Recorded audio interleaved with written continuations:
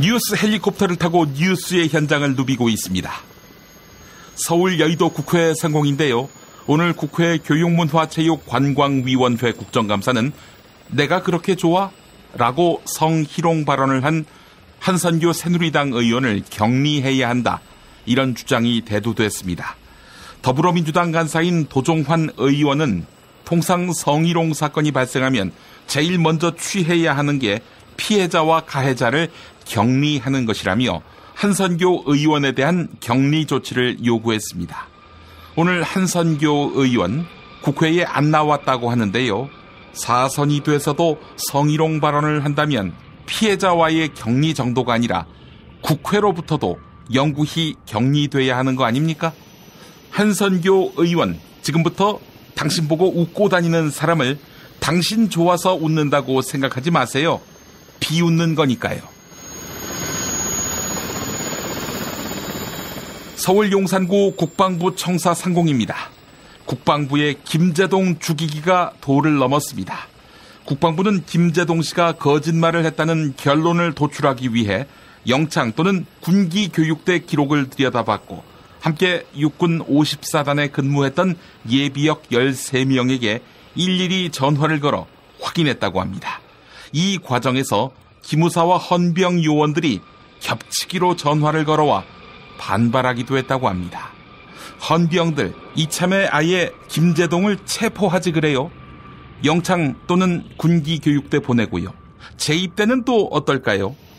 박근혜 정부의 주적은 북한이 아니라 남한 내 정부 비판 세력이 아닐까요? 서울 서대문 이화여대 상공입니다. 박근혜 대통령의 비선 실세인 최순실, 이 최순실의 딸 정유라의 학교 성적이 이화여대 학칙 개정 이후 크게 오른 것으로 확인됐습니다. 정유라의 학업 성적부를 보면 정유라는 입학한 지난해 1학기 평균 학점이 평균 0점대였습니다. 거의 방어율 수준이군요. 필수 과목인 우리말과 글쓰기 등 7개 과목에서 대부분 F를 받았습니다. 그런데 학칙을 바꾸면서 6개 과목에서 모두 C 이상을 받았습니다. 그 학기 평균은 2점대로 상승했습니다. F에서 C로 학구열이 불타올랐네요. 한편 논란이 불거지자 정유라 휴학했다고 합니다. 이화여대 이러다가 조기 졸업으로 애프터 서비스 하는 거 아닙니까? 저는 광고 듣는 사이에 앵커석으로 자리를 옮기겠습니다.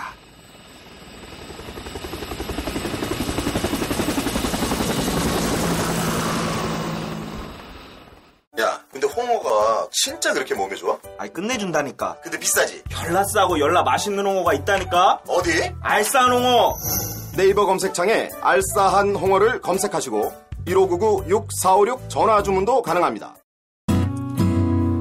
중고차 거래하면 일이 술술 잘 풀리는 조광래 중고차 1800-9538 고맙습니다. 노력한 만큼 내어주는 자연, 그 자연의 마음을 알기에 정성농장 홍삼.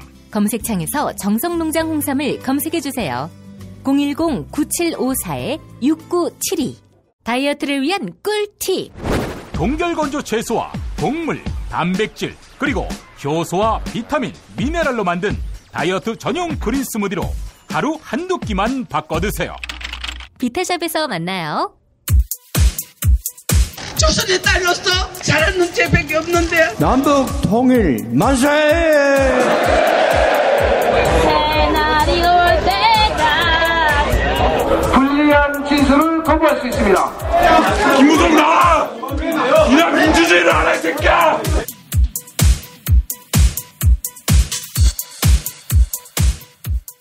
뉴스는 현장이다로 이어갑니다.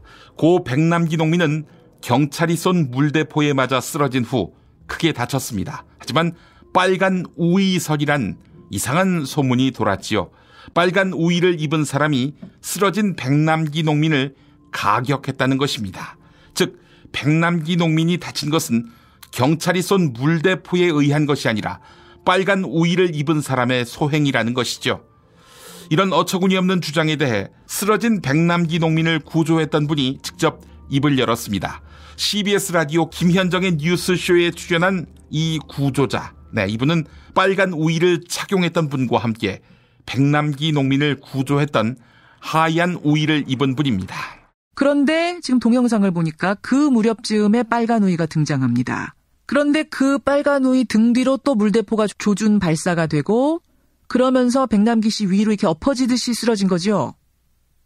이제 물대포 맞고 중심을 잃어가지고 백남기 농민 쪽으로 쓰러지긴 하는데 1차적으로 제가 그때 부딪혀가지고 옆으로 나오거든요. 예. 이제 보니까 그분 빨간 우의가 제일 먼저 저하고 부딪힙니다. 먼저 지금 우리 하얀 우의하고 먼저 부딪혀요. 예. 제가 백남기 어르신 위에서 아직도 허리를 구부리고 있기 때문에. 그렇죠. 허리를 이렇게 구부정하게 하고 옮기고 계셨어요. 예. 그렇기 때문에 먼저 부딪히고 저는 이제 옆으로 밀려나죠. 예. 근데 그때 지금 빨간 우의 가격사를 주장하는 측에서는 그때 그 빨간 우의가 왼팔로 하얀 우의를 짚고 오른팔은 마치 주먹이 발사되는 듯한 포즈다라는 그렇게 주장할 수도 있는데 이제 사람이 안 넘어지려면 일단 손을 뻗게 되지 않습니까? 짚으려고 뭔가를. 예. 그 손을 잘 보면 땅을 짚고 있다 이 말씀이시군요. 예. 그 사람이 계속 또 넘어지는 와중에도 등 뒤에서 물대포를 맞거든요. 빨간 우의가. 그랬을 때는 자기 중심 잡기도 힘든 상황에서 그런 속에서 얼굴을 과격한다는 건 도저히 힘들지 않는가.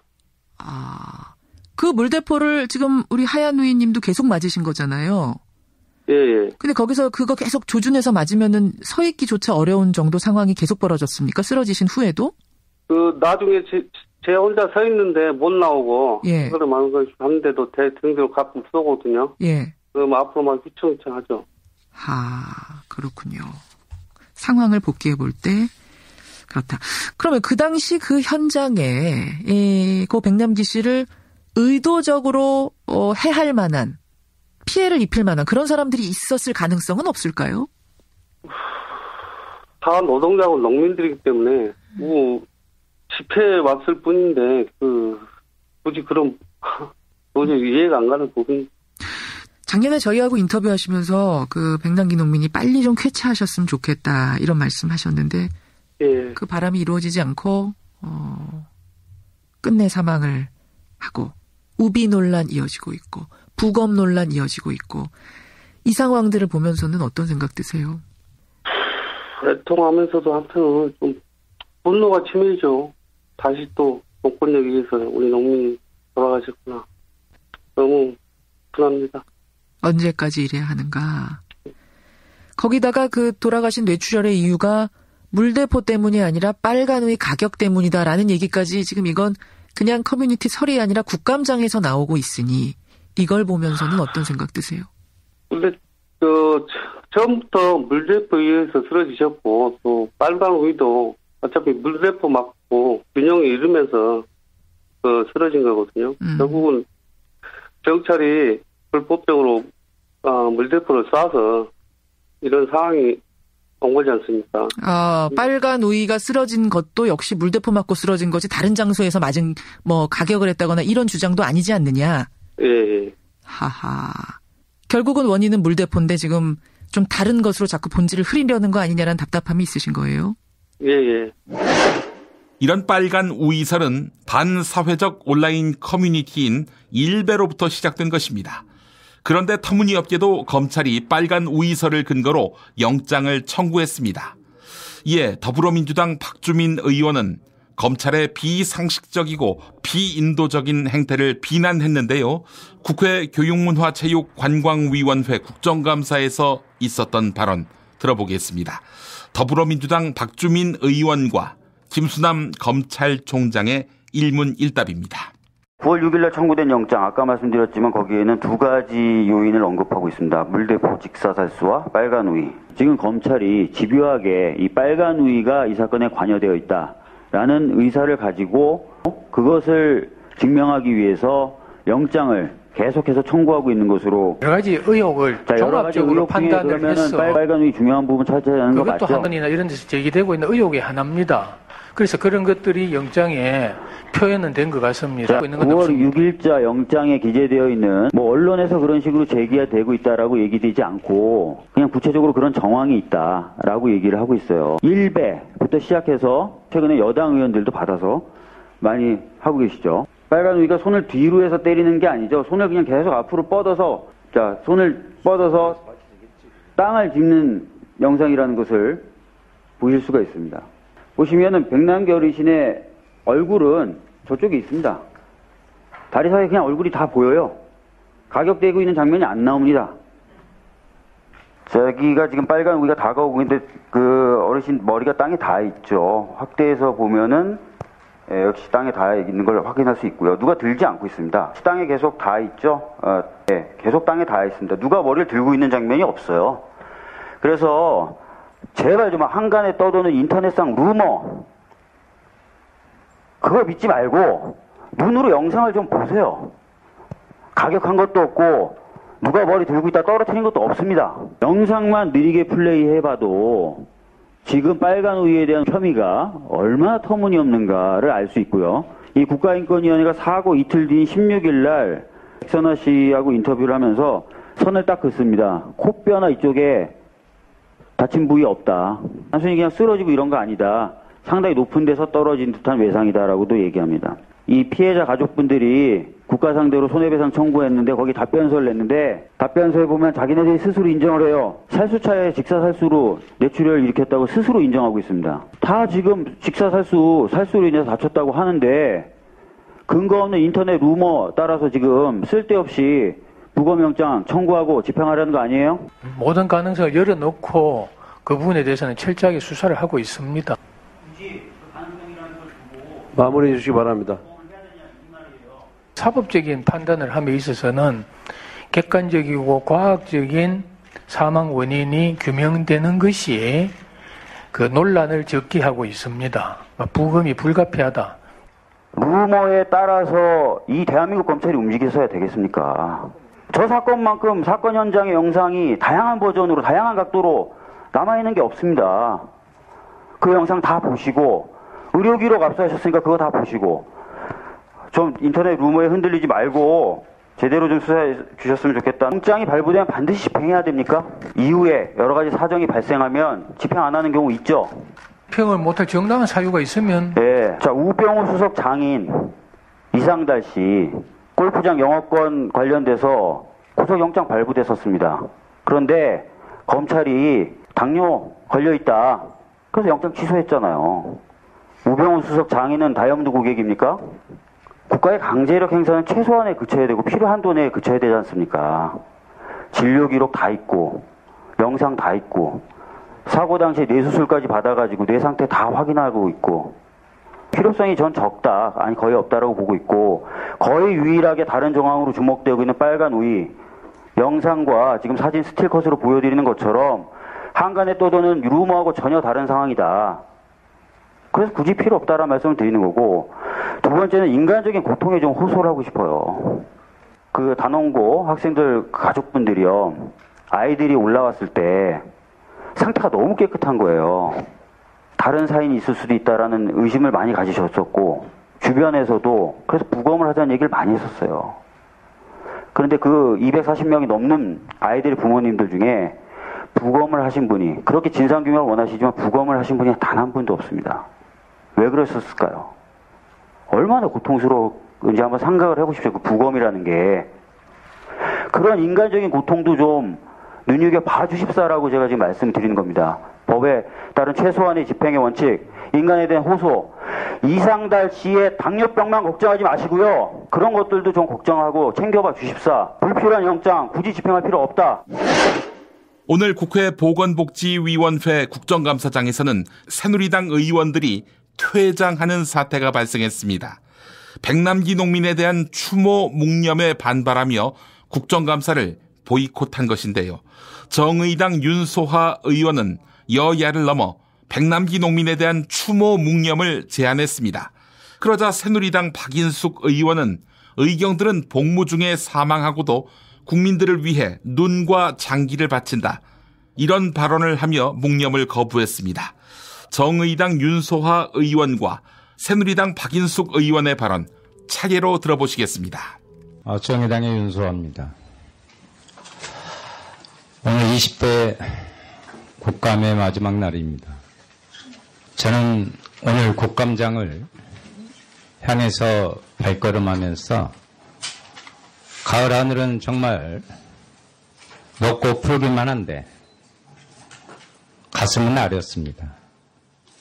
들판은 풍요롭기 그지없을 텐데 마음은 안타깝고 허탈했습니다. 왜냐하면 오늘 국감에 여러 의제가 있지만 제가 첫 질의자로서 질의 의제가 되는 고 백남기 농민 문제가 핵심 의제가 될 거라고 생각했기 때문입니다. 존경하는 우리 보건복지위원 여러분, 그리고 참석해 주신 증인 여러분, 입장과 견해의 차이를 넘어서서 한 국민의 죽음, 그리고 우리에게 소중한 먹거리를 위해 한 생을 살다 고인이 되신 고인의 명복을 비는 예를 간단히 갖추는 것이 최소한의 도리라고 생각했기 때문에 존경하는 양승조 위원장님께 복지위원들 그리고 여기 계신 분들께 고인에 대한 잠깐만이라도의 추모의 묵념을 읽을 것을 정중히 요청드립니다. 그리고 질의에 들어갔으면 합니다. 저희는 여기 박인숙 개인으로 앉아 있는 거 아닙니다. 그럼요. 예. 17만 명 송파갑 주민이 저를 선택해서 제가 앉아 있고 저희 한마디는 저희 유권자를 대변한다고 저는 항상 생각하고 있습니다. 사망한 분에 대해서는 유감이지만 저희도 가슴이 아프지만 어떻게 돌아가셨는지 사건 지금 조사 중이고 공권력에 대한 도전은 용납돼서는 안 됩니다. 저희는 개인적으로 조의를 표할 수는 있지만 단체로 국회에서 하는 거는 굉장히 신중한 검토가 필요하다고 생각합니다. 모든 억울하게 돌아가신 분을 여기서 이런 의사 표현을 한다면은 왜 헬리콥터 그야말로 우리 대한민국의 국권과 주권과 국민을 보호하기 위해서 돌아가신 헬리콥터 사고로 돌아가신 분에 대해서는 왜 묵념을 하지 않았습니까? 저는 그것도 해야 된다고 생각합니다. 그리고 사망한 의경도 많습니다. 공권력 도전에 국민을 보호하기 위해서 자기 목숨을 바치고 눈을 바치고 장기를 바친 의경들도 국민도 수없이 많습니다. 매일매일 그런 일이 있을 수도 있습니다. 그런 분에 대한 평론은 안 하고 이분만 하는지 그럼 모든 억울한 분들에 대해서 해야 되는지 저는 신중하게 검토를 하고 저는 여기에 반대한다는 그 개인 의견을 냅니다. 이상입니다. 소문으로만 무성했던 문화예술계 블랙리스트의 존재가 사실로 밝혀졌습니다. 하지만 새누리당 의원들과 조윤선 문화체육관광부 장관은 블랙리스트의 존재 자체를 부인하며 모르쇠로 일관하고 있는데요. 더불어민주당 도종환 의원이 블랙리스트 존재의 근거와 예술인들의 피해 사례를 조목조목 밝혔습니다. TBS 라디오 김어준의 뉴스공장에 출연한 도종환 의원 인터뷰 들어보시죠. 그 삭제된 내용 중에 리스트가 있더라. 청와대에서 배제해서 빠졌다. 이런 발언들에 근거해서 블랙리스트가 존재한다고 이제 주장을 하셨고, 그런데 바로 이어서 한국일보에서 실제 그 문서를 봤다고 하는 이제 문화계 인사의 인터뷰가 실렸어요. 그리고 표지 사진도 실렸고, 혹시 이 자료 전체를 가지고 계시죠? 블랙리스트 전체를 제가 갖고 있는 건 아니고요. 회의록 전체를 갖고 있죠. 회의록 전체를 가지고 있고. 네네. 회의록에 이제 이 위원들끼리 발언을 하면서 왜 추천하면은 그 추천한 사람들이 안 되냐 이렇게 위원이 물어보면 이게 해당 기관에서 그분들에 대한 신상 파악을 해서 된다 안 된다는 얘기를 하고 있어서 우리도 참 힘들다 이런 얘기를 한단 말이죠. 그 해당 기관이 어디냐는 의문을 갖게 되고 왜 예술인들을 신상 파악하는 데가 있느냐 이런 의문을 갖게 되는 거죠. 그리고 또 발언 중에 여러 가지 문제 중에 지원해 줄 수 없도록 판단되는 리스트가 있는데 거기에 대해서 아무도 책임을 안 지니까 우리 직원들이 곤욕을 겪고 있다. 이런 대화 내용이 있어서 거의 리스트라고 분명히 명시를 하면서 말을 하니까 이게 리스트가 있구나. 그렇지 않아도 실제로 심의에서 100점 맞아서 1등인데 배제된다든가 또 심사위원들이 심사를 다 끝내놓고 나면 다시 불러가지고서 여기 10몇 명은 빼주라. 그 심사위원들이 안 된다. 다 끝났는데 왜 빼냐? 우리 못 뺀다. 이러면은 이제 그럼 7명이라도 빼줄 수 있냐? 이런 식의 일이 있었다는 얘기를 심사위원들이 전화로 제보를 해오고 이러면서 그동안도 리스트가 있다는 의혹을 갖고 한 1년 전부터 이 문제를 계속 짚어오고 있었는데 이번에 문건을 통해서 확실히 확인이 됐던 거죠. 근데 확인된 이후에 한국일보에서 또 이제 뭐 여러 가지 명단 이런 거를 공개를 하면서 파문이 일게 되었죠. 근데 이제 조윤선 장관은 리스트는 없다라고 부인을 했습니다. 그러면 다시 한번 리스트가 있는 게 확실하다고 반론을 제기할 만한 구체적인 뭐 제보, 사례, 증거가 있습니까? 확실한 증거는 내부에서 위원들이 심사하면서 이렇게 리스트 때문에 너무 힘들다, 곤욕을 겪고 있다라고 말을 한 게 더 정확한 증거이고요. 그렇죠. 좀 더 구체적인 제보가 더 심사 과정에서 심사위원이 실제로 이런 일이 있었다고 제보를 했어요. 그래서 그 음성 녹음한 걸 어제 국정감사장에서 틀었거든요. 심사위원이 직접 이야기를 하고 직원들이 와서 이거 보여주면서 빼라고 그러는데 12명을 빼라고 그러는데 못 뺐다. 그래서 제가 한 900여 명이 넘는 신청자 중에 심사를 해서 102명을 창작기금을 지원하기로 선정을 했던 그 102명 명단과 12명 빼라고 했다는 사람들을 대조하면서 혹시 무슨 세월호 선언에 참여한 사람이 있나 봤더니 6명. 그 다음에 정권교체를 바라는 작가들 선언에 참여한 사람이 있나 봤더니 5명. 그 다음에 문재인 후보를 지지한 연설을 했던 사람 1명. 이렇게 따져보면 놓고 보니까 딱 12명인 거예요. 그렇군요. 그래서 주로, 블랙리스트로 분류되는 선언에 참여했던 사람과, 그 다음에 선정된 사람, 명단, 대조하면서 12명이 나온 거를 가지고, 이래서 12명이구나 하는 거를 확인한 걸 어제 국감장에서 보여주었고요. 이렇게 나오고 심사위원들이 저항이 심하니까, 이제, 문화예술위원회 직원들이 사인 못한다고 하고, 재심사 못한다고 하니까,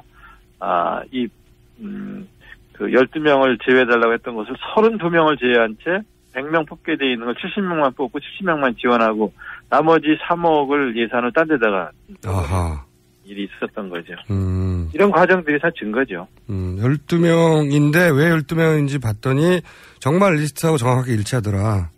네네. 네. 그리고 위원들이 이러면 안 된다고 했더니 아예 삭제해버리고 예산을 삭제해버리고 사람도 줄여서 딴 데로 돌려버렸다. 네. 위원들이 이렇게 발언을 해요. 심사위원 5명이 우리 이렇게 하면 우리는 을사오적이 아니라 을미오적이 된다. 문단의 을미오적. 우리 못한다. 전두환 때도 이러지는 않았다. 왜 문인들의 손을 이렇게 더럽히려고 하느냐. 우리 죽어도 못한다. 어떻게 작품이 우수해서 뽑아놨는데 무조건 이 중에 몇 명을 빼라고 그러면 우리가 어떻게 빼냐. 이렇게 막 저항을 하죠. 그러니까 아예 그냥 다 뒤섞어가지고 32명을 확, 심사에서 배제하는 그런 결론을, 내린 증거들을 어제 이제. 그렇군요. 국감장에서 확인을 했었습니다. 그러니까 문인의 손으로 블랙리스트를 실행하게 만드는 것에 대해서 문인들이 저항하다가 이런 일이 벌어진 거군요, 말하자면. 그렇죠. 심사위원들이 우리는 우리 손으로 그렇게 못한다. 그렇지 않겠습니까? 작품이 우수해서 1000편 가까운 작품들 중에서 이제 한 100편을 작품성을 갖고 심사를 해서 결론을 냈는데 그냥 갑자기 명단을 갖고 와서 이 명단 빼달라고 그러면 그러고 사인하라고 그러면 누가 사인하겠어요. 그 이유를 분명히 해야 되고 심사한 사람으로서 책임이 있는데 무조건 빼달라고 하니까. 북한의 5차 핵실험 이후 새누리당과 보수 언론은 자체 핵무장과 전술 핵 재배치를 주장하고 있습니다. 여기에 대해 송민순 전 외교부 장관이 의견을 밝혔는데요. 국가 안보를 위해서는 현실성 없는 핵무장보다는 사드 배치를 재논의해야 한다. 이렇게 이야기했습니다. MBC 라디오 신동호의 시선집중에 출연한 송민순 전 장관 인터뷰 들어보시겠습니다. 미국과 이제 중국의 이해관계에 있어서 일치하는 부분도 있고 배치되는 부분도 있겠습니다만 이 북한 핵 문제와 관련한 것이 사실 이제 올해 가장 뜨거운 이슈가 아닌가 싶습니다. 지금 정치 일각에서도 그런 얘기가 나오고 있고요. 특히 대통령 직속 자문기관이죠. 민주평화통일자문회의에서도 전술핵 재배치 얘기가 좀 나오고 있는데 이런 움직임에 대해서 어떻게 보고 계신지요? 예, 대통령 자문기관 이런 좀 토론을 좀 해보면 좋을 것 같은데요. 예. 이 전술핵 우리가 갖고 있습니까? 누구 손에 있습니까? 들여와야 되는 거죠. 미국 전술핵이 미국의 전술핵 이야기 아닙니까? 예. 미국은 지금 세계 전략상 핵을 비확산하는 데 치중하고 있습니다. 예. 여기에서 지금 한국의 전술핵을 다시 배치하는 것은 미국이 비확산 정책 자체를 포기하는 행위와 같은 겁니다. 예.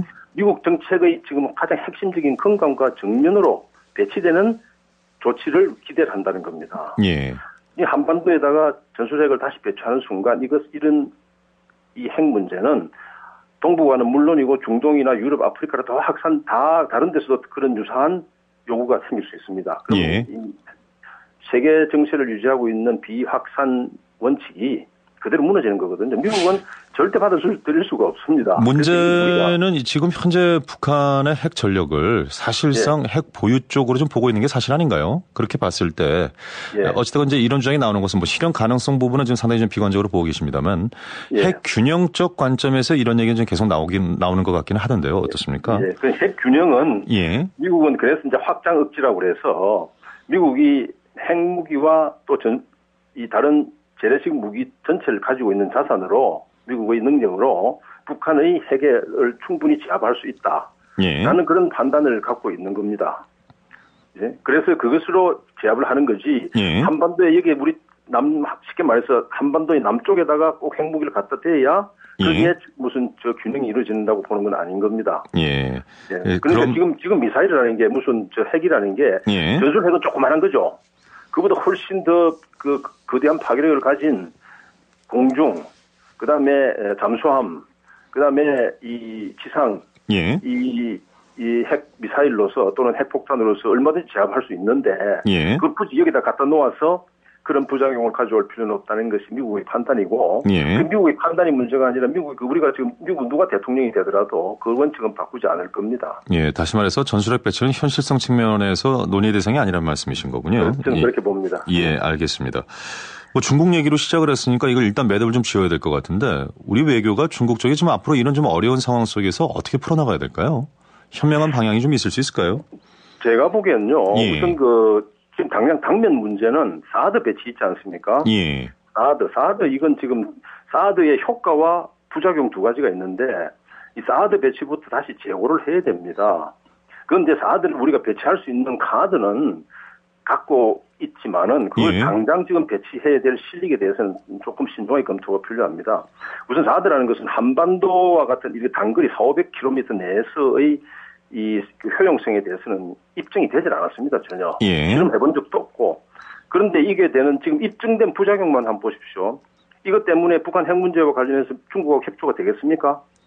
물론 이거 안 한다고 해서 중국이 북한을 팔을 비틀어서 없애게 할 정도까지는 아니지만 어쨌든 상당 수준 협조를 해왔는데 안 되고 있고 또 이것 때문에 한중 간에 전반적인 갈등이 생기고 있고 또 사드는 그 효용에 비해서 앞으로 그게 미군이 배치한다고 그러지만 결국은 한국이 그거 도입해야 됩니다. 한국이 구입해야 됩니다. 배치 일단 하면은 그래서 이런 입증이 된 부작용이 눈에 많이 보이고 입증이 된 이 긍정적인 효과는 없는데 예. 이거를 우리가 다시 검토를 해야 되고 그래서 그런데 이런 반론도 가능할 것 같습니다. 이를테면은 지금 말씀하셨던 것처럼 효과는 입증되지 않았고 부작용은 입증된 부작용이 많다 이렇게 말씀하셨는데 이것이 북한이 이를테면은 사실상 핵 보유를 했다라는 시점과 그 이전을 좀 나눠서 봐야 될 것 같은데요.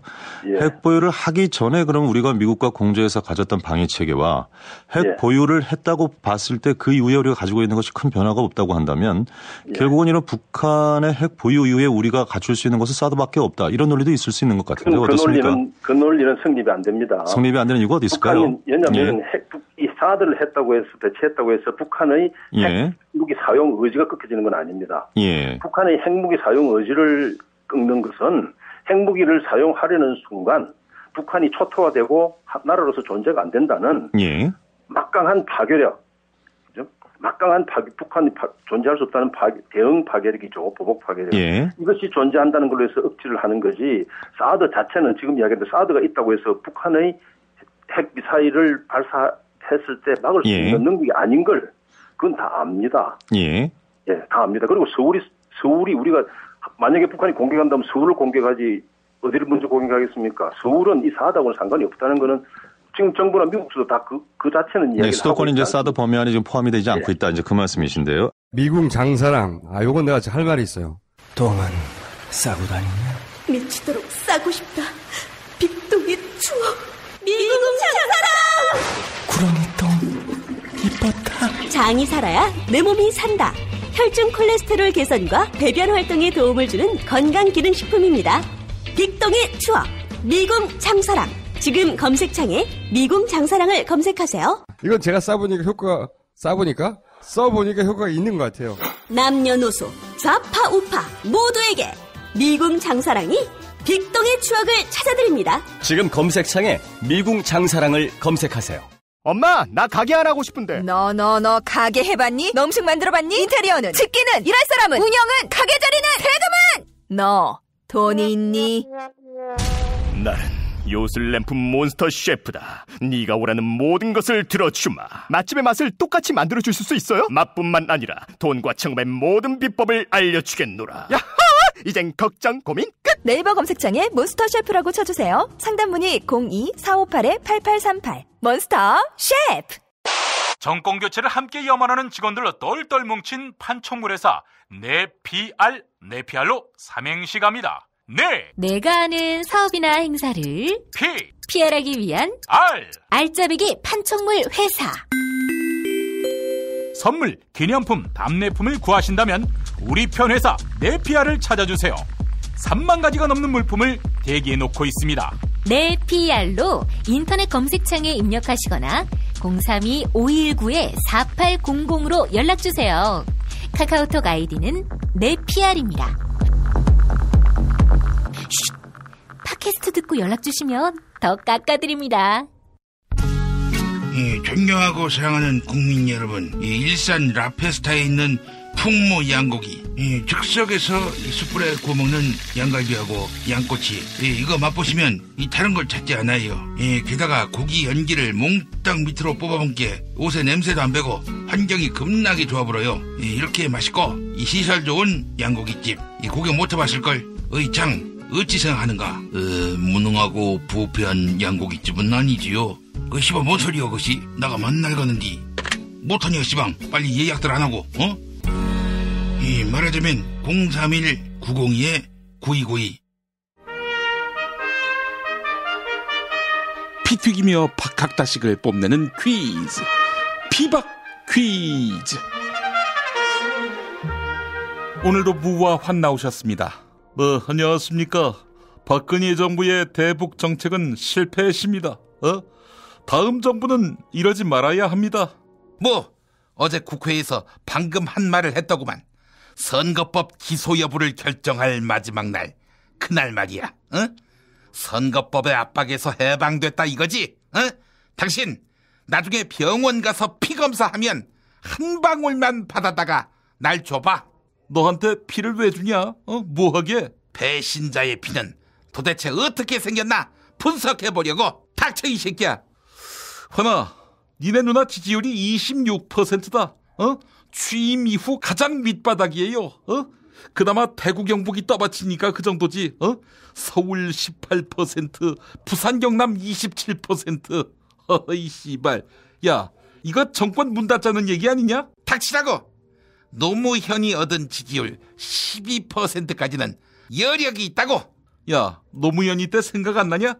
조중동이 맹폭을 퍼붓고 좌파임에도 불구하고 노무현 쉴드 앉혀주는 한결의 경향의 공영방송까지.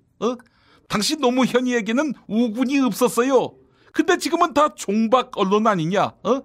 권력기관, 수사기관 다 청와대 앞에서 설설 기는데도 이 정도야. 근데 왜 레임덕이 없을까? 여론은 바람이야. 순간이고. 그렇게 여론 좋아하는 이번 한국갤럽 조사에서 3% 더만. 유승민이는 4%인데 유승민이가 당신을 추월했어. 그런 당신이 누나의 26%를 갖고 10이야. 3 곱하기 며칠 해야 26이 나오지? 당신 걱정이나 해?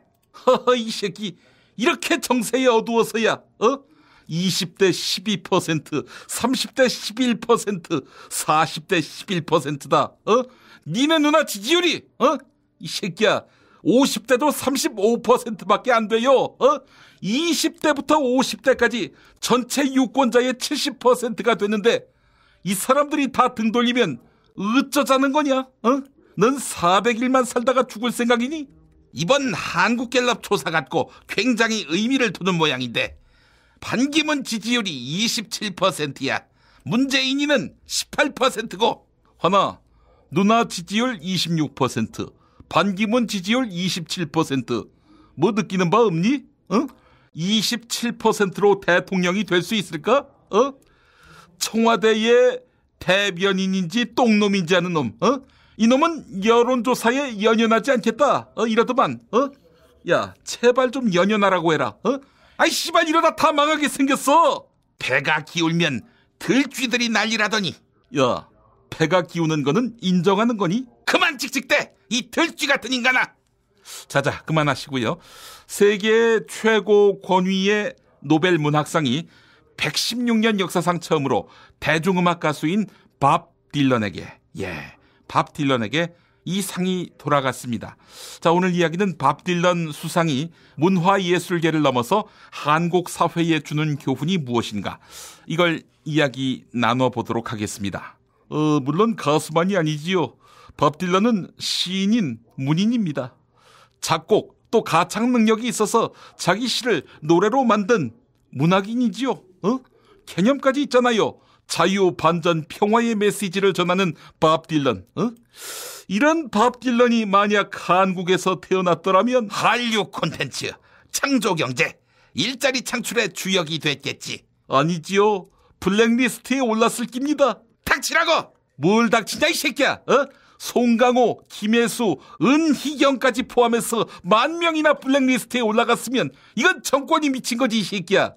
너희들 따위가 무슨 밥 딜런을 운운해? CF 감독을 곁에 두시고 한국 문화를 알리기 위해 몸소 패션쇼까지 여시는 문화 대통령을 이런 식으로 폄하하는 건가? 탁월한 작품 수준임에도 불구하고 그 창작자가 과거에 다른 당 정치인 지지했다고 포상 대상에서 배제하는 그런 문화 대통령도 있냐? 야, 어느 나라 문화 대통령이 그러시냐? 정운천이가 말하는 오지 국가의 대통령이냐? 밥 딜런은 자유, 반전, 평화를 이야기했어. 이게 바로 청와대 누나의 코드야. 자유민주주의를 수호하고 핵전쟁에 광분한 김정은이를 반대하고 아울러 국민총화, 국론통합을 통한 시위 없는 나라로 만들어 평화를 완성하려는 그 뜻. 그 뜻이 밥 딜런 정신과 뭐가 달라? 화나, 밥 딜런이 밥 비벼 먹는 소리 하지 말란다. 밥 딜런이 언제 그런 얘기를 했어? 이거 외교부와 주미 한국 대사관을 동원해서 밥 딜런이 그런 말을 했는지 안 했는지 조사해야겠구만. 밥 딜런 친구들한테도 다 전화해서 물어보는 거야. 밥 딜런이 그런 말을 했는지. 만약 그런 사실이 없다면 허위 사실을 유포한 거야. 정계 은퇴를 각오해야 해. 알았어?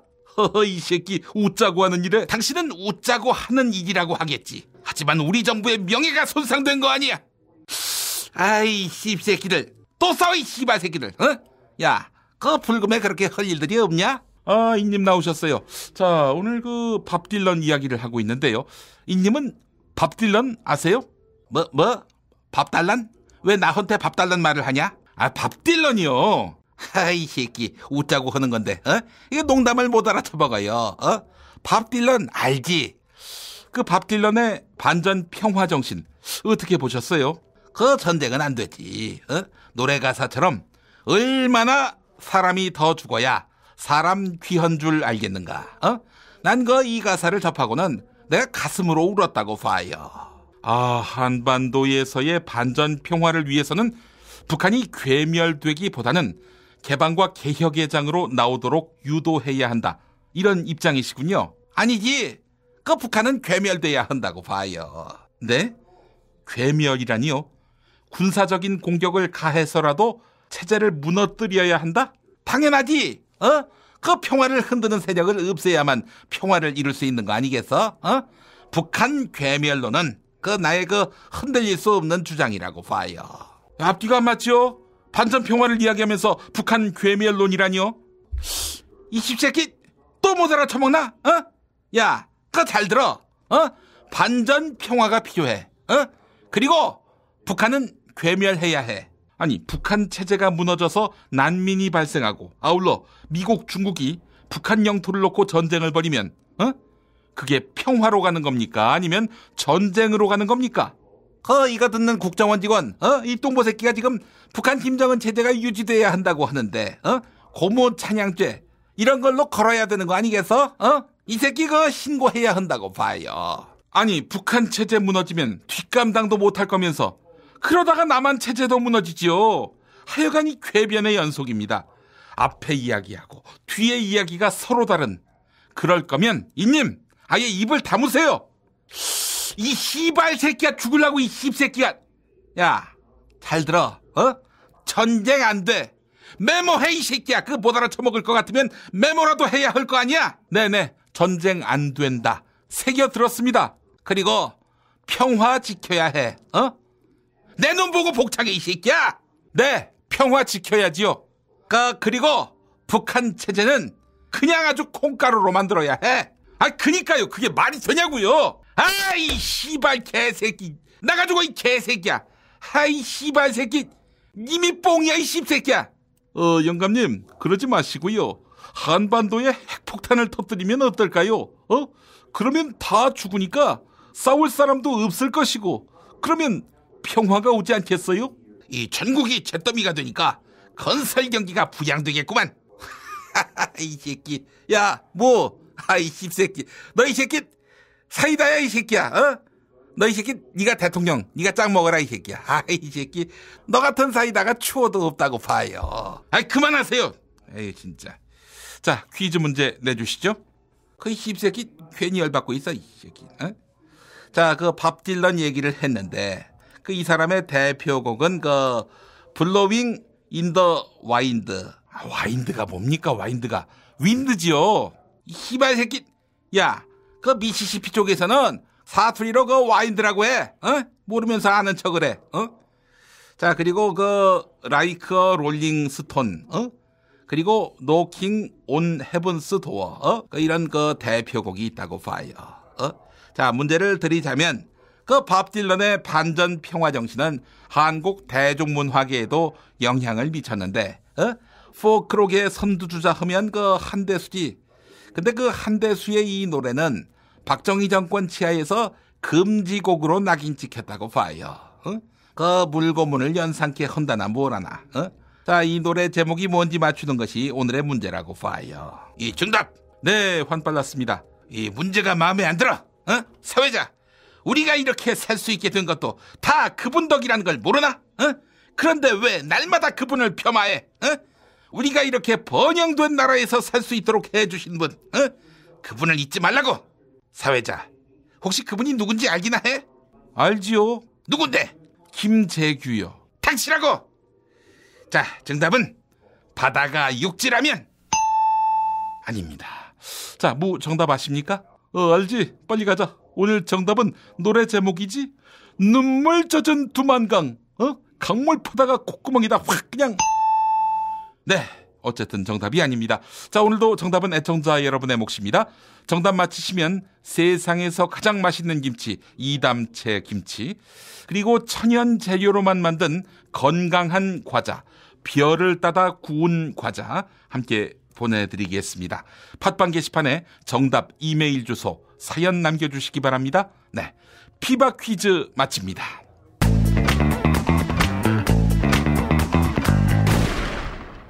박근혜 왜 저러지? 문재인, 김무성, 안철수는 또 왜 저러지? 뉴스로는 알 수 없는 진짜 정치 현장 이야기. 한겨레 정치팀 기자들이 취재 수첩을 낱낱이 공개합니다. 본격 정치관찰 팟캐스트. 언니가 보고 있다. 팟빵에서 언니를 검색하세요. 한겨레 정치바와 함께하는 정치 한 건에 써. 한겨레 김태규 기자 만나겠습니다. 김 기자님. 예, 안녕하십니까? 예. 저희가 종종 박근혜 대통령 지지율 소개해드리고 있는데 요 얼마 전부터 계속 최저치 이렇게 이야기했던 것 같습니다. 오늘 또 최저치인데요. 예. 모처럼 만에 이제 기쁜 소식 전해드립니다. 예. 박근혜 대통령이 취임 뒤 최저치 26%를 찍었습니다. 지지율을. 취임 뒤? 예, 취임 뒤 최저치죠. 예. 어떤 이유에서인지 모르겠지만 어쨌든 박근혜 대통령에게 가장 우호적으로 지지율이 그나마 다른 조사 결과 비교해서는 이제 높게 나왔던 여론조사 기관인데 이번에는 26%가 나왔습니다. 야. 지난주에도 제가 29%라고 말씀드린 것 같은데 그때랑 비교해도 3%포인트가 빠진 거고요. 그래서 이제 30% 안팎을 오가던 그 콘크리트 지지율이 지금 무너지고 있는 거 아니냐 이런 지금 분석도 나오고 있는 상황입니다. 이건 언제 조사를 수행했냐면 이번 주 화수목 3일간 진행이 됐고 전국 성인 남녀 1,026명을 대상으로 했고요. 지역별로 보면 지지율이 서울은 18%, 인천, 경기 25%, 뭐 충청권 32%, 광주, 전라 15%, 부산, 울산, 경남 27%였습니다. 그리고 뭐 대구, 경북은 이제 44%였고요. 지역별로 보면 평균보다 높이 나온 곳이 대구, 경북, 그리고 충청권, 부산, 울산, 경남, 부울경 같은 경우에 이제 1%포인트 높게 나온 거고, 나머지는 뭐 거의 평균도 아주 이제 밑으로 이제 하회하고 있는 거고요. 서울, 인천, 경기, 뭐 수도권은 특히 그렇고요. 그리고 연령별로는 이것도 아주 그냥 극명하게 갈립니다. 50대가 35%, 60대 이상이 55%이고요. 20대는 12%, 30대와 40대는 11%입니다. 그러니까 20대부터 40대는 거의 뭐 10% 정도, 한 10명 중에 1명 정도만 이제 지지를 하고 50대 이상에서는 이제 한 절반 정도 이렇게 지지율을 해서 어쨌든 이 26%라는 지지율이 5, 60대 장년층이 그나마 받쳐주고 있어서 나온 수치라는 거 그렇게 지금 분석이 되고요. 지금 박근혜 대통령의 지지율은 추세적으로 떨어지고 있습니다. 추석 직전에 33%였는데 그 뒤로 31, 30, 29 이렇게 떨어지고 있고요. 또 흥미로운 것은 박근혜 대통령의 이 지지도가 새누리당 지지도보다 낮다는 겁니다. 이번에 새누리당 지지도가 27%였어요. 더불어민주당 26%, 국민의당 12%, 정의당 3%였는데 그동안 그 박근혜 대통령의 지지율은 새누리당 지지율보다 항상 높았거든요. 그래서 박근혜 대통령의 인기가 새누리당을 이제 끌고 가는 새누리당을 이제 받쳐주고 있는 그런 형국이었는데 이제는 그 지지율이 역전이 됐다는 것. 그것도 어찌 보면 레임덕의 전조 그리고 이제 박근혜 대통령한테 우리가 별로 빚질 게 없다. 새누리당 내부에서도 그렇게 인식을 할 수 있는 계기가 될 수 있지 않을까 싶은데 물론 워낙 그 친박들이 장악을 하고 있어서 그런 생각을 하기는 어려울 것 같긴 합니다만 어쨌든 수치상으로는 상당히 상징적인 그 수치인 것 같고요. 갤럽은 이렇게 분석을 했습니다. 대통령 긍정, 부정 이유에서 대북 외교 항목의 비중만 다소 차이가 있고 그 외에는 특정한 사안이 부각되지는 않았다. 그래서 이걸 어떻게 해석을 했냐면 최순실, K스포츠 미르재단 의혹, 물대포 피해자 백남기 농민 사망과 사인 논란, 그리고 지금 진행되고 있는 국정감사 등 정부와 여당의 부정적인 여러 사안들이 복합적으로 누적되어 나타난 결과로 보인다. 이렇게 분석을 했습니다. 예. 이번에는 대선 주자 지지율도 같이 수행이 됐는데요. 반기문 유엔 사무총장이 27%로 5개월 연속 선두를 지켰고, 문재인 전 대표 18%, 안철수 전 대표 9%, 박원순 서울시장 6%, 이재명 성남시장 5%, 유승민 의원과 안희정 충남지사가 4%였습니다. 아이고, 이 수치도 상당히 주목되네요. 네, 그렇죠. 예. 이 박근혜 대통령, 글쎄요. 진짜 아메바가 아닌 이상은 지지하기가 쉽지 않을 텐데. 여전히 한 4분의 1은 지지한다. 이런 이야기가 나오니까 이거에 더 놀라는 분도 있는 것 같습니다. 이게 지금 대구 경북에서 44%, 그리고 50대가 35%, 60대 이상이 55%니까요. 제 주변에는 확실히 없는 건 맞는 것 같고요. 예. 근데 지금 상황이 상당히 이 정도면 이제 심각한 상황인 것 같은데, 청와대에서는 이런 얘기가 나옵니다. 청와대 관계자는 대통령께서는 지지율에 신경을 쓰지 않는다. 이렇게 얘기를 했습니다. 그래서 국정과제 대응에 집중하는 것이 우리의 자세, 이렇게 얘기를 했는데, 이런 낙관론의 배경에는, 원래 임기 4년차 되면 다 그렇게 죽순다, 이런 게 있는 것 같아요. 그래서 노무현 정부 때도 노무현 대통령이 4년차 4분기에 지지율이 12%가 나왔답니다. 예. 최저치를 기록했다가 퇴임 시에는 27%까지 지지율이 상승했다고 하는데, 근데 노무현 대통령과 비교할 게 아니죠. 그때는 노무현 대통령이 언론과도 싸우고 주류 기득권 세력과 그 누구도 도와주지 않는 이제 외로운 싸움을 하면서 이제 지지율이 이제 떨어졌는데, 지금 박근혜 대통령은 주류들이 다 일단은 세운 이제 정권이고, 예. 그리고 모든 그런 방송이나 언론이나 모든 도움을 받고 다 장악을 하고 끌고 나가는 형국 아닙니까? 그런데도 불구하고 지금 26%라는 지지율, 국민의 4명 중 1명만의 지지를 받고 있다는 것은 정말로 심각하게 본인이 받아들이고, 내가 뭘 잘못했지? 그러면 내가 어떻게 바꿔야 할지? 이게 고민을 해야 하는데, 고작 나온다는 반응이 대통령께서는 지지율에 신경을 쓰지 않는다고 하니, 어디까지 떨어지나 보죠. 예. 아니, 좀 신경을 쓰실 분인데 신경을 전혀 안 쓴다고 그러니 이게 소신 있다고 말할 수도 없는 건데. 예, 알겠습니다. 생각이 없는 거죠? 예. 하여튼 야당 대선 운동을 위해서 애를 쓰시는 것 같다는 생각이 들고요. 예. 알겠습니다. 자, 다음 이야기 해보겠습니다. 더불어민주당이 검찰은 박근혜와 우병우의 꼭두각시다. 이 공세 수위를 한층 높였군요. 예, 그렇습니다. 지금 추미애 대표를 비롯해서 현역 의원 16명이 지금 선거법 위반 혐의로 기소가 돼서 상당히 지금 분위기가 격앙돼 있는 상황이고요. 예. 오늘 오전 최고위원 회의에서 추미애 대표의 표현의 수위가 상당히 높았습니다. 예. 그래서 이런 얘기를 했죠. 권력의 시녀 검찰이 물대포를 쏜 살인경찰의 잘못을 덮어주기 위해 구검영장을 남발해주고 있다. 검찰이 권력을 야당과 정적을 잡는 데 쓰고 있다. 최경환, 윤상현, 현기환이죠. 친박 실세 3인 방향 꼬리 내리고 야당 지도부를 줄기소한 것. 그것이야말로 검찰이 표적기소, 편파기소라고 자백한 것이나 다름없다. 예. 그리고 꼭두각시가 돼 있으니 어떻게 제대로 일할 수 있겠냐. 정치검찰의 타락을 더 이상 눈 뜨고 볼 수 없다. 검찰을 근본적으로 재수술을 할 때가 온 것 같다. 가만두지 않겠어. 그래서 상당히 지금 전의를 이제 불태우고 있고요. 우상호 원내대표도 이런 얘기를 했습니다. 검찰의 기소를 자세히 들여다보면 재보선이 이루어졌을 때 여소야대를 어떻게 바꿀지 계산도 숨겨졌다. 향후 의석수까지 계산하는 치밀한 기소는 처음 봤다. 이렇게 비판을 했습니다. 예. 그러니까 새누리당 쪽은 여당이 이제 텃밭인 곳이 대부분이고 재선거를 치러도 새누리당이 이제 가져갈 곳이 대부분인데 야당 더불어민주당 쪽은 어쨌든 수도권 이렇게 집중이 돼 있어서 격전지고요. 재보선을 치르면 결과가 어떻게 나올지 모르는 곳이고, 그래서 청와대나 이런 쪽에서 이런 걸 다 계산을 해서 그렇게 기소를 한 거 아니냐, 이런 의혹에 눈초리까지 나오고 있는 상황인 거죠. 예.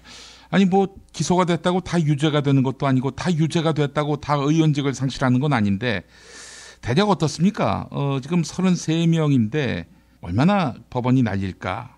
의원직을 회수할까? 박탈할까? 이게 또 관심이긴 해요. 예, 그 과거 사례를 보면 기소된 의원의 한 3분의 1 정도가 의원직을 상실을 했고요. 예. 지금 그러니까 이제 30여 명이니까 한 10명 정도 의원직을 상실하지 않을까 싶고, 그리고 지금 뭐 기사도 많이 보셨겠지만 야당 의원들 기소된 그 혐의가 상당히 좀 경미한 것도 많거든요. 예를 들어서 송영길 의원 같은 경우에 사전선거운동 기간에 그 어떤 공중 이용 시설에서는 저 명함을 돌리면 안 되는데 지하철 역사에서 용무가 급해서 화장실을 들어갔다가 들어가서 나오는 길에 이제 명함을 돌렸다는 거거든요.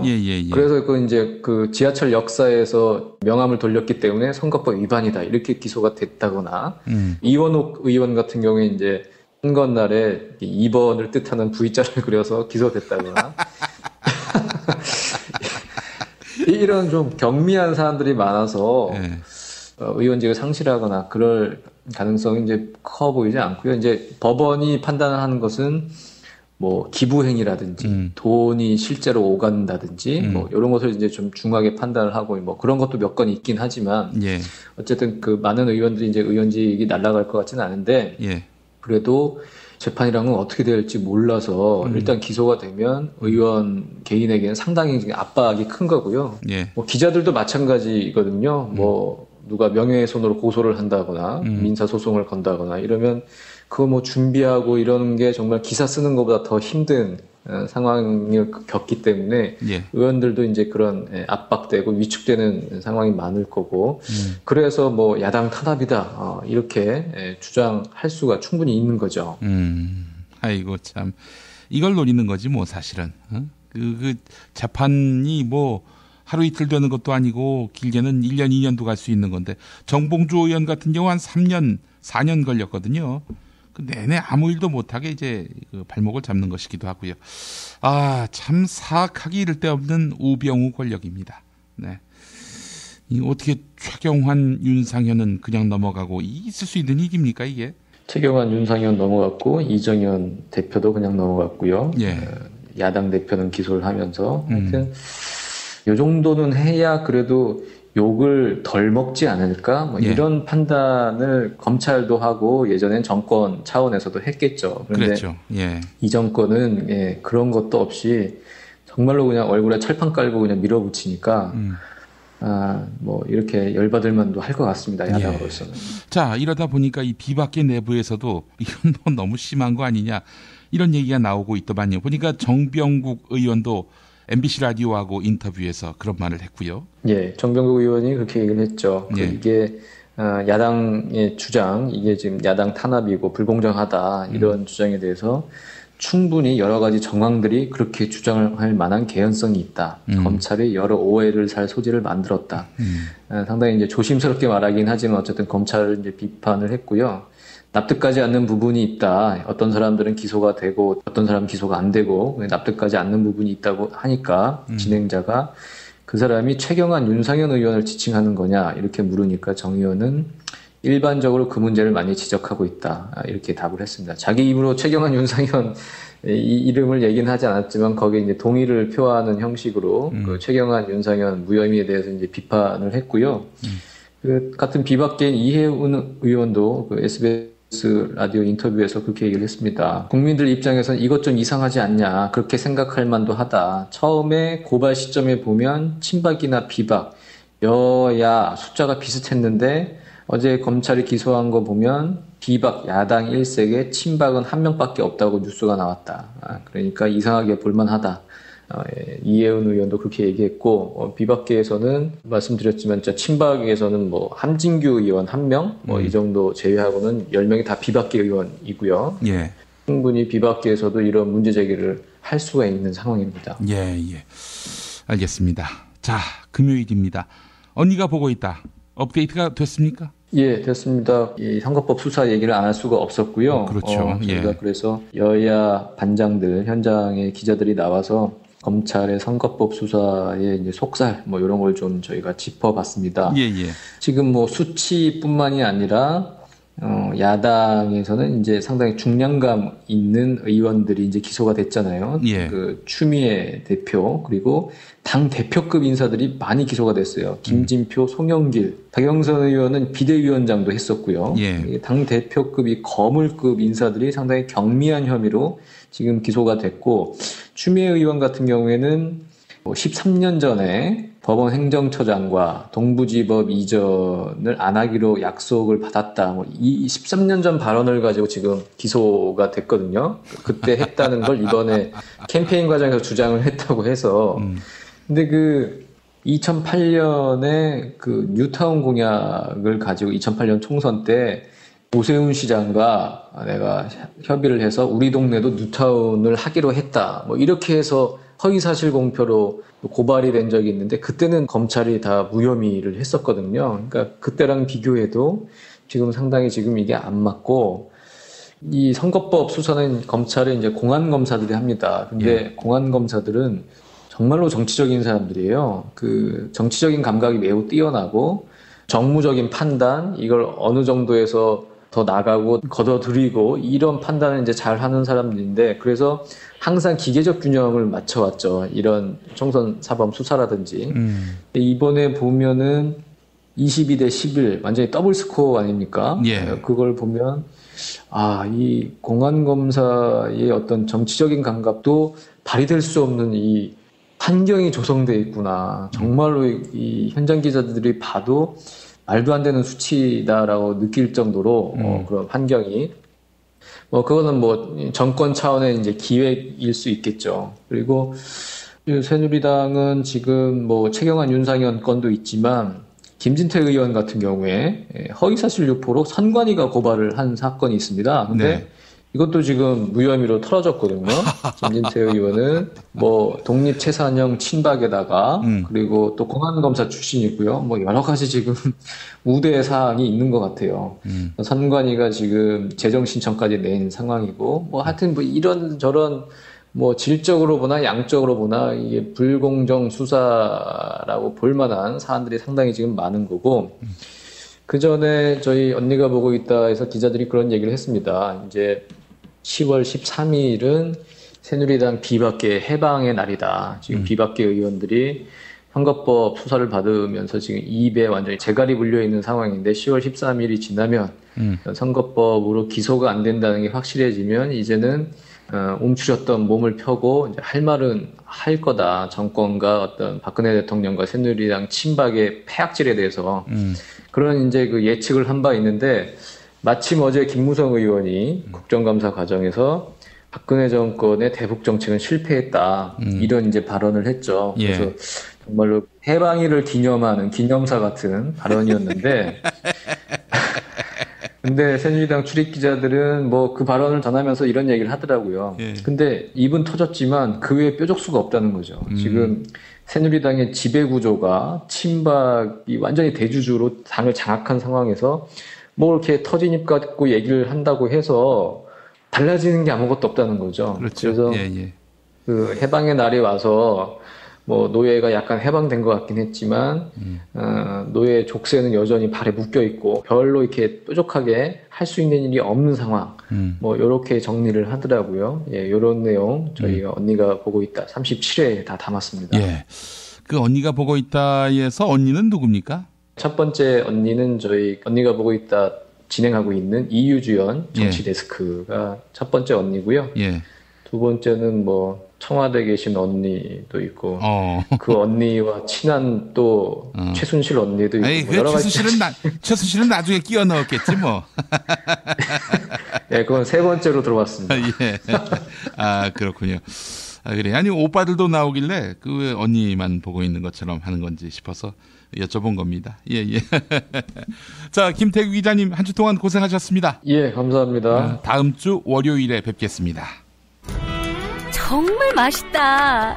이 말 한마디면 모든 게 설명됩니다. 30년 전통 자연의 이로움을 담은 김치 이담채 김치 1544-4586 1544-4586 술자리 많은 요즘 3차까지 달린 당신을 위한 필수품 전창걸의 새싹 땅콩차 이제 속쓰림은 잊으세요. 070-8635-1212 1288 070-8635-1288.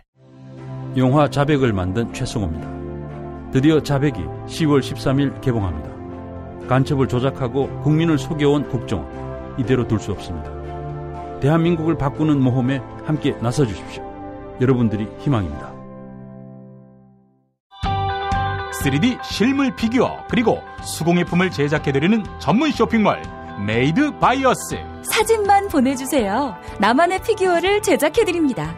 madebias.co.kr을 입력하세요. 뉴스가 쉽다. 뉴스가 즐겁다. 뉴스가 알차다. 왜냐고요? 김용민 브리핑이니까요. 일부에서 주장하는 방송 장악은 그것을 할 의도도 전혀 없고 법적으로도 불가능합니다. 우리 공동체가 꼭 알아야 할 뉴스.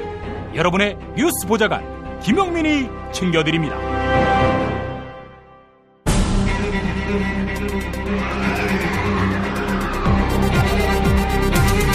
본격 정치 논평.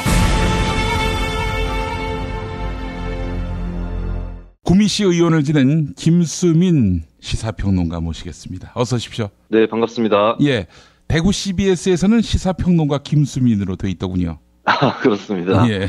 예. 그 기사는 아무래도 제가 조금 해설하는 입장에서 예. 좀 정치 논평이라기보다는 예. 어떤 시사를 풀어주는 역할을 하고 있어서 시사평론가로 또 이중의 직함을 갖고 있습니다. 이 시사평론가 업계의 또 파일을 분점한다는 점에서 상당히 유감스럽게 생각을 합니다. 아, 아닙니다. 제가 용돈이나 좀 챙겨가는 수준이라서. 네. 아, 이거 이 시사평론가 면허증을 또 발급하고 자격증 시험도 도입해야 될 텐데 조속히 협회를 만들어야 되겠습니다. 예. 진입장벽을 만들어 놔야지 이거 아무나 그냥. 예, 근데 저는 이미 진입을 해버렸기 때문에. 아, 그렇군요. 예, 하셔도 상관없습니다. 안타깝습니다. 자, 김수민 의원이라고 또 있지 않습니까? 국민의당에. 그렇습니다. 저하고 동명이인의 예, 성별은 다르지만 예. 그리고 공교롭게도 제가 녹색당 총선본부에서 홍보본부장 할 때 그분이 국민의당 홍보위원장이 되셨어요. 게다가 당 색깔도 똑같고 컬러가 똑같진 않지만 예. 그쪽에서도 녹색을 썼기 때문에 그때는 이제 그분이 좀 무명이었는데 예. 저는 좀 뚜렷이 기억을 하고 있습니다. 좀 이름도 갖고 해서 좀 공교롭다는 생각을 했었는데 나중에 그렇게 유명해지실지 몰랐죠. 예, 좋은 걸로 유명해져야 하는데 말이죠. 예. 네. 아, 우리 그 김수민 자리에 우리 녹색당의 김수민이 들어갔으면 얼마나 좋았을까. 그렇게 의회에 진입하면은 촌철살인의 이런 논평들이 보다 많은 분들에게 또 감동을 줄 텐데, 예, 그런 좀 아쉬움이 있습니다. 빨리 저 시사평론 업계를 떠나시고 국회에 들어가셨으면 좋겠습니다. 예. 아, 글쎄요, 여기도 좋아서 계속 있고 싶은 생각이 드는데. 이게 안 되겠네. 네. 하여튼 말씀은 감사합니다. 예, 네. 예. 자, 오늘 어떤 이슈 만나볼까요? 이번 국감에 참 코미디가 많은데, 예. 저는 이 국감 속에서 좀 서글픈 이야기가 있는 것을 주목을 하고 오늘 이 얘기를 좀 해볼까 합니다. 예. 그 내용은 어떤 거냐면요. 지금 우리가 그 전기를 끌어다 쓰기 위해서 발전소부터 이제 전기 소비자들까지 송전 선로가 이어져 있죠. 그렇죠. 그 선로는 철탑을 지어서 그걸로 이어놓거나 아니면 지중화, 땅 속에 묻혀 있거나 이런 상태인데, 예. 더불어민주당의 김경수 의원이 조사를 했는데, 예. 서울은 송전선로 중에서 89.4%가 땅에 묻혀 있고요. 예, 높은 지중화 비율입니다. 예. 그런데 전국 평균은 11.3%밖에 안 됩니다. 그리고 가장 낮은 지역은, 역시 이런 것만 꼴찌를 하는데, 경북이 가장 낮은 0.8%. 꼭 이런 것만 꼴찌를 해요. 그런데도 항상 그렇게 또 확실하게 또 새누리당을 밀어주지 않습니까? 그렇습니다. 예. 이것이 참 그 정치 성향의 문제도 있는데 네. 시골이라든가 농촌, 어촌 이런 데를 만만하게 보고 있는 정부의 태도도 있는 거죠. 그렇죠. 예. 여하튼 이런 경북이 이제 서울의 0.9%밖에 안 되는 지중화율을 나타낸다 이런 자료가 이번 국감에 김경수 의원 통해서 공개가 됐습니다. 예. 근데 이 자료는 통계와 수치만 있는 것이 아니라 이 안에는 사실 여러 사람들의 눈물, 신음이 배어 있다고 볼 수가 있습니다. 예. 사실은 저도 좀 관련 경험이 있는 당사자고요. 예. 그 송전탑 반대 투쟁 들어보신 분들 계실 겁니다. 아마 경남 밀양이나 경북 청도 이쪽이 좀 알려졌을 거라고 보여지는데요. 예. 송전탑 반대 투쟁을 하는 전국 네트워크가 2013년도에 결성이 된 적이 있었습니다. 예. 그때 제가 시의원 할 때였는데 제 지역구에 있는 동네도 거기 포함이 돼 있었어요. 구미시 인동동의 신동이라고 하는 마을이 있었는데 산지도 아닌 들판에 송전탑 3개가 1km 구간에 들어설 계획이었습니다. 예. 345kV였고요. 한국의 송전탑 크게 154kV, 345, 765 이렇게 3개가 많고요. 345 이상은 고압 송전탑으로 치고 있죠. 그래서 주민들이 반대를 하기 시작했고 저 같은 경우는 다른 지역의 반대 운동이랑 연결을 해주는 그런 역할을 맡았고 의회에서도 문제를 지속적으로 다뤄왔는데 결국에 제가 뒤통수를 맞게 됐습니다. 어떻게? 3년 전 딱 이맘때네요. 예. 반대 운동의 그 주민 대표자 정도 되시는 어르신이 전화를 누가 먼저 했는지 잘 모르겠어요. 정확히 기억이 안 나는데 5일 전에 한전하고 합의를 봤다. 그 마을 주민들이 송전탑 공사 들어오면은 송전탑 부지에다가 컨테이너를 박아버리겠다. 예. 자동차를 불태워가지고 마을 입구에 앉혀버리겠다. 이런 각오를 하셨거든요. 결상전을 이렇게 표하셨는데. 그리고 이제 밀양이랑 청도에서 반대 투쟁을 하는 덕분에 저희 동네에는 좀 한전에서 치고 들어오는 게 상당히 늦어지고 있었어요. 예, 그래서 저도 좀 대비를 제대로 못했다는 생각이 이후에도 계속 들었는데 어쨌든 저하고 상의 없이 밀양 쪽이나 이쪽에 이제 공권력이 들어가는 걸 보면서 주민들이 전의를 상실하신 것 같아요. 우리는 저렇게 할 수 있을까? 예. 그래서 참 제가 그날 밤을 잊지를 못합니다. 예, 엄청난 눈물을 흘렸던. 아이고, 그래서 이거 의원직을 사퇴하고 싶다 이런 생각까지도 들었던. 아이고. 그때는 참 배신감과 허탈함이 참 이루 말할 데가 없었고. 한동안 제가 그 마을 주민분들하고 한 6개월 정도는 연락을 못했던 것 같아요. 너무 화도 나고 해서. 근데 인간적으로 이해할 수 있는 대목은 있고 또 반대 투쟁할 때 고생을 하시는 다른 지역 분들 보면은 가끔은 그냥 잘했다 뭐 이런 생각도 들 때도 있더라고요. 근데 어쨌든 참 저는 죄송한 심정으로 밀양이나 청도에서 반대 투쟁하시는 걸 지켜보게 됐습니다. 결국에는 그쪽 지역들도 송전탑들이 들어가게 됐는데 자 그러면 주민들이 왜 이런 송전탑 반대 투쟁을 하느냐. 많은 분들이 이게 재산권 보상 문제 이렇게 잘못 생각을 하고 계시는데요. 물론 그 요인도 있습니다. 송전탑이 들어서면은 토지담보 대출을 받는다 이럴 경우에 뭐 감정가가 토지가 한 30% 정도 금융기관에서 까버린다거나 그런 게 있고 보상도 송전선로 바로 밑에만 국한되기 때문에 문제가 크게 있죠. 근데 이게 재산권 문제가 그냥 생기는 게 아니라 결국에는 이게 건강권 문제에서 기인하는 것입니다. 건강권 침해 이 우려가 없으면 재산권 침해가 발생할 이유가 없는 거겠죠. 그렇죠. 전자파 여기에 문제가 있는 건데 이 연구 결과를 인용하기 전에 먼저 말씀을 드리면 송전탑 주변에 소가 임신을 못하는 현상이 속출을 하고 있습니다. 소만 봐도 짐작할 수가 있는 거고요. 그리고 충남 당진에 석탄 화력 발전소가 있는데 여기 주변에 송전탑이 엄청나게 많죠. 이쪽 지역에 정미면 사관리라고 하는 지역이 있는데 765kV 고압 송전탑이 있고요. 마을 주민분들이 180명인데 암으로 사망하거나 투병을 하고 있는 주민이 30명입니다. 아이고 이런. 6명 중에 1명이죠. 사람이 암으로 죽고 소가 임신을 못하고 이런 현상이 유독 송전탑 주변 지역에서 발생을 하면 이거는 한전에서 주민들 보고 인과관계가 없다라고 얘기할 게 아니라 한국전력이 이게 송전탑이랑 상관이 없다라는 입증 책임을 져야 되는 문제죠. 그렇죠. 자, 그러면 실제로 송전탑 주변에서 전자파가 얼마나 측정되냐? 이건 한전이 측정한 수치인데요. 765kV 송전선로 80m 떨어진 지점에서 3.6mGauss가 평균으로 측정이 됐고요. 345kV 송전선로에서는 한 40m 떨어진 지점에서 평균 4.0mGauss로 나타납니다. 자, 그러면 스웨덴이나 미국에서 연구된 결과가 있는데 1 내지 2.9mGauss만 돼도 아동 백혈병 확률이 1.5배가 높아지고요. 3m가우스에서는 3.8배, 4m가우스에서는 각종 암 발병률이 5.6배가 올라갑니다. 예. 그리고 1m가우스만 돼도 림프종 발병률이 5배가 올라가는 거죠. 그러니까 정리하자면 예컨대 345kV 송전선로에서 40m 떨어져 사는 사람은 얼추 암 발병률이 5배 이상 올라간다라고 봐야 되는 겁니다. 그런데도 불구하고 한전에서는 송전탑 전자파와 질병 유발의 연관관계가 없다. 예, 이렇게 계속 우기고 있는 거고요. 새누리당의 장윤석 전 의원이라고 있습니다. 그렇죠. 이번에는 국회의원이 아닌데 경북 영주 지역구고요. 이 양반이 정말 웃기는 얘기를 했어요. 작년에 뭐라 그랬냐면 예. 송전탑 모양을 디자인을 예쁘게 만들면 송전탑 주변으로 이사 오고 싶을 정도가 될 거다. 그래서 이 양반이 한전에 주문한 게 내용이 송전탑 모양을 신경을 써라. 예. 근데 이게 외국 사례를 보면 어떤 거인 모양의 그런 송전탑이 또 미국이나 이런 데 있는 경우가 있어요. 근데 이게 참 밤에 보면 섬뜩할 겁니다, 아마 오히려. 그래서 제가 참 느낀 게, 야, 장윤석 의원 집에 송전탑 하나 예쁘게 놔드려야겠다, 이런 생각을 했고요.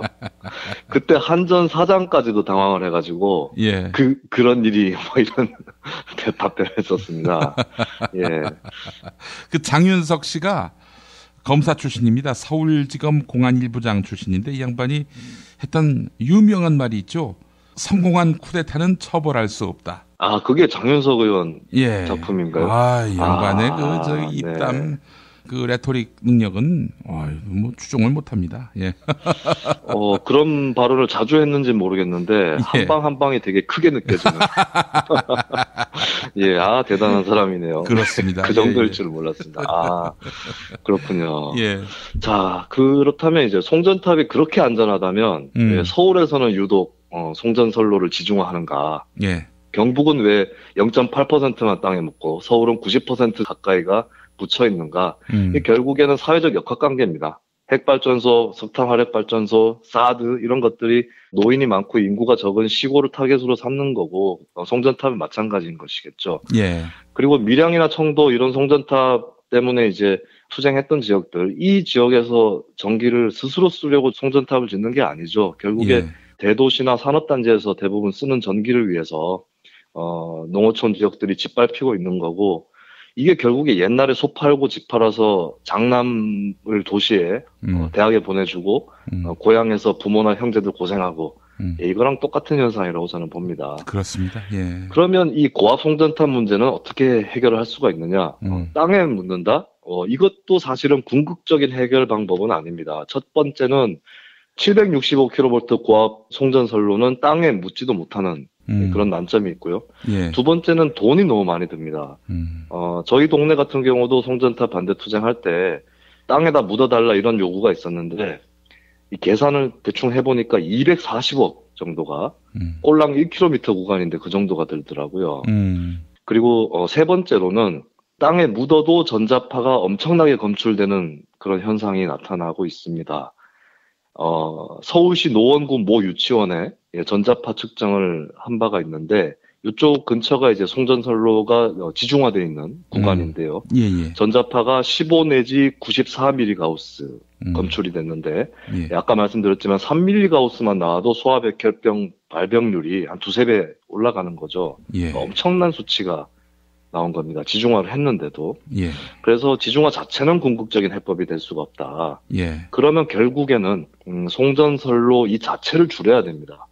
이게 비현실적이다 이런 반응들이 미리 예상이 되는데 일단 경제개발이 진척된 국가에서는 전력 수요가 가파르게 상승하지가 않아요. 상승세가 둔화되거나 꺾이죠. 근데 정부가 이걸 무시하고 전력 수요 계획을 짜고 있습니다. 2014년도에 전력 소비량 증가율이 0.6%밖에 안 됐거든요. 근데 정부는 앞으로 연평균 2.2%가 계속 상승할 거다라고 우기고 있습니다. 정부가 항상 이런 식이에요. 이 비근한 사례가 박근혜 대통령이 파리에서 밑장 빼기를 하다가 녹색당에 적발된 적이 있었는데 뭐냐면 그때 파리에서 이제 기후변화 총회가 열렸습니다. 박근혜 대통령이 그때 온실가스를 37% 감축하겠다. 이 37%가 어디서 나오는 거냐? 그러니까 몇 년도 기준으로 혹은 현재 시점 기준으로 37%를 더 줄이겠다 이게 아니라 대출 전망치 어느 정도가 대출될 것으로 전망이 되는데 여기에서 37%를 줄이겠다. 그럼 대출 전망치를 부풀려 버리면 돼요. 정부에서 노력을 안 하고 그냥 놔뒀을 경우에 이만큼 올라간다라고 부풀려 버린 다음에 거기서 조금 감축을 하면 37%가 되는. 예, 마찬가지로 전력 수요에 대해서도 정부에서 예측을 부풀리고 있는 것이죠. 그리고 우리가 전력 수요 통제를 해야 되는데 산업용 전기요금 올려야 된다 이 얘기를 많이 하시고 계시죠 지금. 예. 근데 이제 가정용 문제 이쪽으로 너무 시선이 집중되면서 은근슬쩍 산업용 전기요금 인상 문제 그냥 넘어가고 있습니다. 이런 문제들 해결해야 되는 거고요. 예. 그리고 에너지 효율성 대책 이거 정부에서 알고 있는 대책만 충분히 발의를 해도 예, 신규 핵발전소나 송전선로가 더 필요가 없습니다. 그리고 정부에서 정말 신경을 써야 될 거는 전기를 왜 멀리서 끌어오려고 안달인가. 예, 가까이서 공급하는 게 전력 공급에도 더 안정적이라는 것이죠. 예. 제가 저희 동네 얘기를 드렸는데 이 동네에도 이제 송전탑 건설하게 된 계기가 공단이 추가로 지어지면서 전기가 더 필요하다 이렇게 해서 그렇게 된 건데 그러면 공단의 전기를 공단 내에서 만들어서 쓰도록 하는 게 방법입니다. 그래서 LNG 가스 발전이나 이런 열병합 발전 예, 이걸 공단 내에서 바로 하도록 하는 것이 방법이겠고요. 요즘 뭐 제4차 산업혁명 이런 말 많은데 태양광 발전이 사실 4차 산업혁명의 대표 품목입니다. 그리고 계속 기술이 좋아지고 있는 부분인데 이명박근혜 정부가 제도적으로 뒷받침 안 해줘서 잘 안 되는 것일 뿐이겠고요.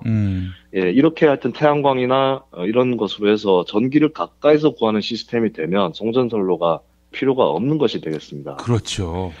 송전탑 반대, 핵발전소 반대 이런 얘기를 하면 뭐 호롱불 켜고 살 거냐 이렇게 단정적으로 말씀하시는 분들이 많은데요. 예. 근데 거꾸로 얘기해서 태풍 불고 지진 나면 예, 송전탑이나 이런 전력 공급 시스템이 더 불안하게 됩니다.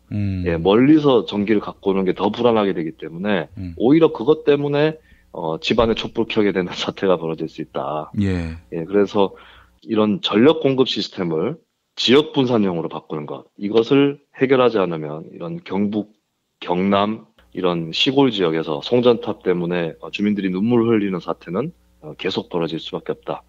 제가 드리고 싶은 말씀입니다. 예. 아이고, 그 생각해보니까 그러네요. 그 원거리로 해서 전기를 받는 이런 것이 뭐 전기가 잘 들어오니까 별 관심이 없었고 그냥 뭐 당연한 공공 서비스인 생각을 해왔는데 그 인식에까지 우리가 미치지 못했네요. 아니 근데 지중화를 해도 이게 문제가 된다는 겁니까? 네, 이게 지중화 공사를 좀 부실하게 했을 수도 있고요. 근데 어쨌든 지중화라는 것도 하나의 과학기술인데, 과학기술로 모든 것을 해결할 수는 없다. 예. 그래서 불가피하게 송전선로를 깔게 되면 지중화를 하는 게 바람직하지만, 지중화를 해도 문제가 생기는 것이 현실이기 때문에, 되도록이면 송전선로를 안 깔고 전력을 공급하는 그런 방법을 연구를 해야 되는 거죠. 예. 알겠습니다. 오늘 참 귀한 말씀 잘 들었고요. 이렇게 녹색 컨텐츠가 확실한 우리 김수민 전 의원 속히 국회로 쫓아버려야 될 것 같습니다.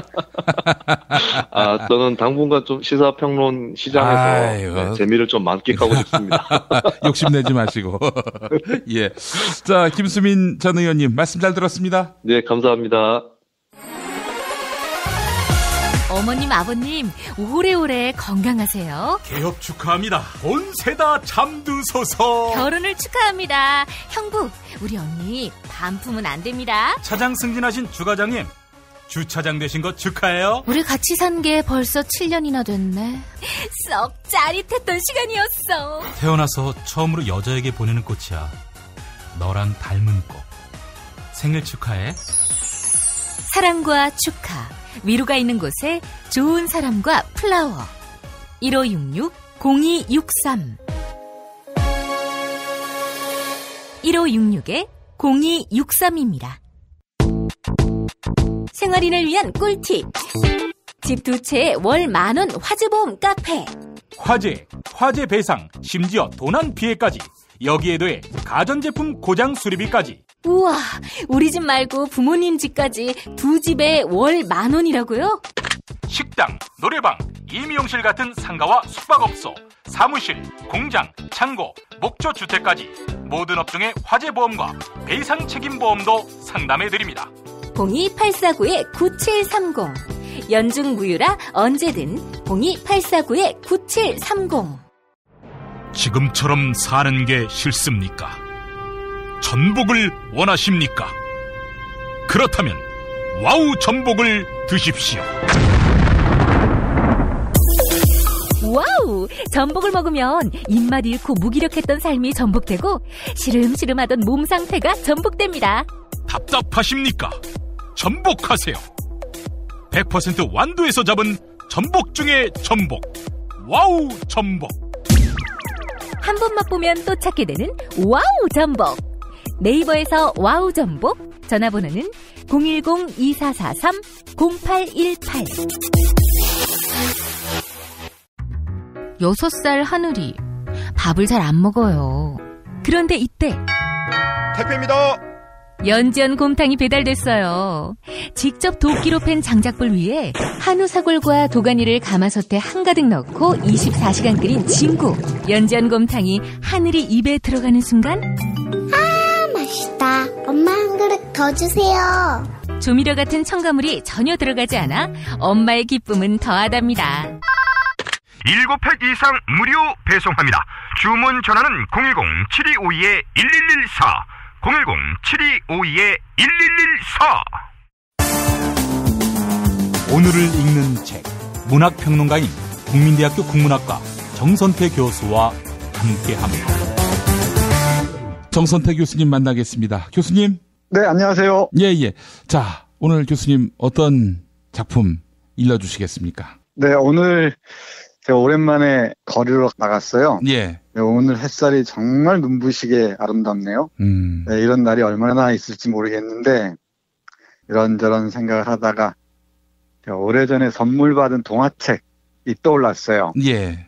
가깝게 지내던 어떤 분이 당신은 이 동화의 주인공이 어울리는 것 같다 하면서 저한테 준 선물이 있는데 그게 하나 떠올랐습니다. 예. 그래서 이 동화를 읽어드려야 이 햇살한테 덜 미안하겠다 싶어서 좀 가까운 시절이지만 우리 애청자 여러분과 함께 이 동화를 함께 읽어볼까 합니다. 예.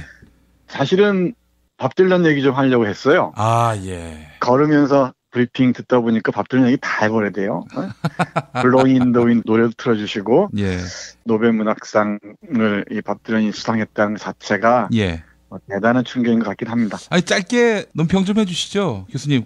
사실은 가수가 이렇게 노벨 문학상을 받았다는 거. 뭐, 결국에는 가사 때문에 받는 상 아니겠습니까? 그렇죠. 그런데 밥 딜런은 오래전부터 미국 대학의 영문과 교재로 밥 딜런의 그 가사, 시들이 활용되기도 했고요. 예. 뭐, 아는 사람들에게 많이 알려져 있었습니다. 문학성이 워낙 뛰어나기도 하고, 사회 참여적인 것들이나 그 어떤 저항의 수준 또는 가치들을 잘 보여준 작품으로 잘 알려져 있습니다. 그리고 우리가 하나 기억해야 할 것은 문학이라는 틀이 딱 정해져 있는 게 아니라는 거죠. 예. 아주 다양한 방식으로 확산되고 있는데 또 경계를 넘나들면서 만약에 밥 딜런이 받았다고 해서 다들 이상할 게 없는데 거기에 이의를 제기하는 사람이 있는 모양인데 저는 동의하기 어렵습니다. 예. 아마 밥 딜런 시 가사죠. 그 시집을 쭉 읽어보시면은 어렵지 않게 동의할 수 있을 겁니다. 그 얘기는 나중에 기회 되면 다시 하도록 하고요. 예. 그 어린이 그림책, 그 노벨상이라는 칼데콧 아너상이라는 게 있습니다. 아. 칼데콧 상이라 그러는데 거기에 칼데콧 상이 있고 우수상 정도 되는 칼데콧 아너상이 있는데 이 상을 4번씩이나 수상한 레오 니온이라는 그림 동화 작가가 있어요. 예. 이분이 쓴 프레드릭이라는 그림 동화 예. 여러분과 함께 나누면서 프레드릭이 사는 모습이 어떤지 함께 잠깐 얘기해보고 싶습니다. 예. 이 동화를 읽으려면 일단 그림을 함께 보셔야 되는데 기회 되면 한번 우리 청취자 여러분들 보시도록 하고 예. 또 하나가 이게 좀 동화를 아름다운 목소리로 잘 읽었으면 좋겠는데 제가 재능은 없어요. 그러니까 조금 모자란 게 있더라도 들어주시기 바랍니다. 예. 일단 그 우리 레오 니오니의 프레드릭이라는 그림 동화 읽어보겠습니다. 예. 소들이 풀을 뜯고 말들이 뛰노는 풀밭이 있었습니다. 그 풀밭을 따라 오래된 돌담이 쭉 둘러쳐져 있었습니다. 헛간과 곳간에서 가까운 이 돌담에는 수다쟁이 들쥐 가족의 보금자리가 있었습니다. 농부들이 이사를 가자 헛간은 버려지고 곳간은 텅 비었습니다. 겨울이 다가오자 작은 들쥐들은 옥수수와 나무 열매와 밀과 짚을 모으기 시작했습니다. 들쥐들은 밤낮 없이 열심히 일했습니다. 단 한마디 프레드릭만 빼고 말입니다. 프레드릭, 넌 왜 일을 안 하니? 들쥐들이 물었습니다. 나도 일하고 있어. 난 춥고 어두운 겨울날들을 위해 햇살을 모으는 중이야. 프레드릭이 대답했습니다. 어느 날 들쥐들은 동그만히 앉아 풀밭을 내려다보고 있는 프레드릭을 보았습니다. 들쥐들은 또다시 물었습니다. 프레드릭, 지금 뭐해? 색깔을 모으고 있어. 겨울엔 온통 잿빛이잖아. 프레드릭이 짤막하게 대답했습니다. 한 번은 프레드릭이 조는 듯이 보였습니다. 프레드릭, 너 꿈꾸고 있지? 들쥐들이 나무라듯 말했습니다. 그러나 프레드릭은 아니야, 난 지금 이야기를 모으고 있어. 기나긴 겨울엔 얘기거리가 동이 나잖아 했습니다. 겨울이 되었습니다. 첫눈이 내리자 작은 들쥐 5마리는 돌담 틈새로 난 구멍으로 들어갔습니다. 처음엔 먹이가 아주 넉넉했습니다. 들쥐들은 바보 같은 여우와 어리석은 고양이 얘기를 하며 지냈습니다. 들쥐 가족은 행복했습니다. 그러나 들쥐들은 나무 열매며 곡식 나달들을 조금씩 다 갉아먹었습니다. 집도 다 떨어져 버렸고 옥수수 역시 아슬한 추억이 되어버렸습니다. 돌담 사이로는 찬바람이 스며들었습니다. 들쥐들은 누구 하나 제잘되고 싶어 하지 않았습니다. 그러던 들쥐들은 햇살과 색깔과 이야기를 모은다고 했던 프레드릭의 말이 생각났습니다. 내 양식들은 어떻게 되었니, 프레드릭? 들쥐들이 물었습니다. 프레드릭이 커다란 돌 위로 기어 올라가더니 눈을 감아봐. 내가 너희들에게 햇살을 보내줄게. 찬란한 금빛 햇살이 느껴지지 않니? 했습니다. 프레드릭이 햇살 얘기를 하자 4마리 작은 들쥐들은 몸이 점점 따뜻해지는 것을 느낄 수 있었습니다. 프레드릭의 목소리 때문이었을까요? 마법 때문이었을까요? 색깔은 어떻게 됐어, 프레드릭? 들쥐들이 조바심을 내며 물었습니다. 다시 눈을 감아봐. 프레드릭은 파란 덩굴꽃과 노란 밀집 속의 붉은 양귀비꽃, 또 초록빛 딸기 덤불 얘기를 들려주었습니다. 들쥐들은 마음속에 그려져 있는 색깔들을 또렷이 볼 수 있었습니다.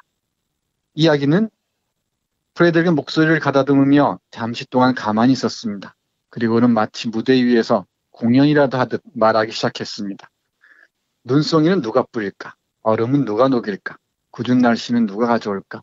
맑은 날씨는 누가 가져올까? 6월의 네잎클로버는 누가 피워낼까? 나를 저물게 하는 건 누구일까? 달빛을 밝히는 건 누구일까?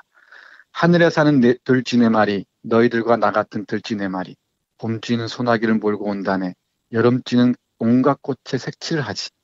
가을쥐는 열매와 밀을 가져온다네. 겨울쥐는 오들오들 작은 몸을 웅크리지. 계절이 내신이 얼마나 좋아. 넘치지도 모자라지도 않는 딱 4계절.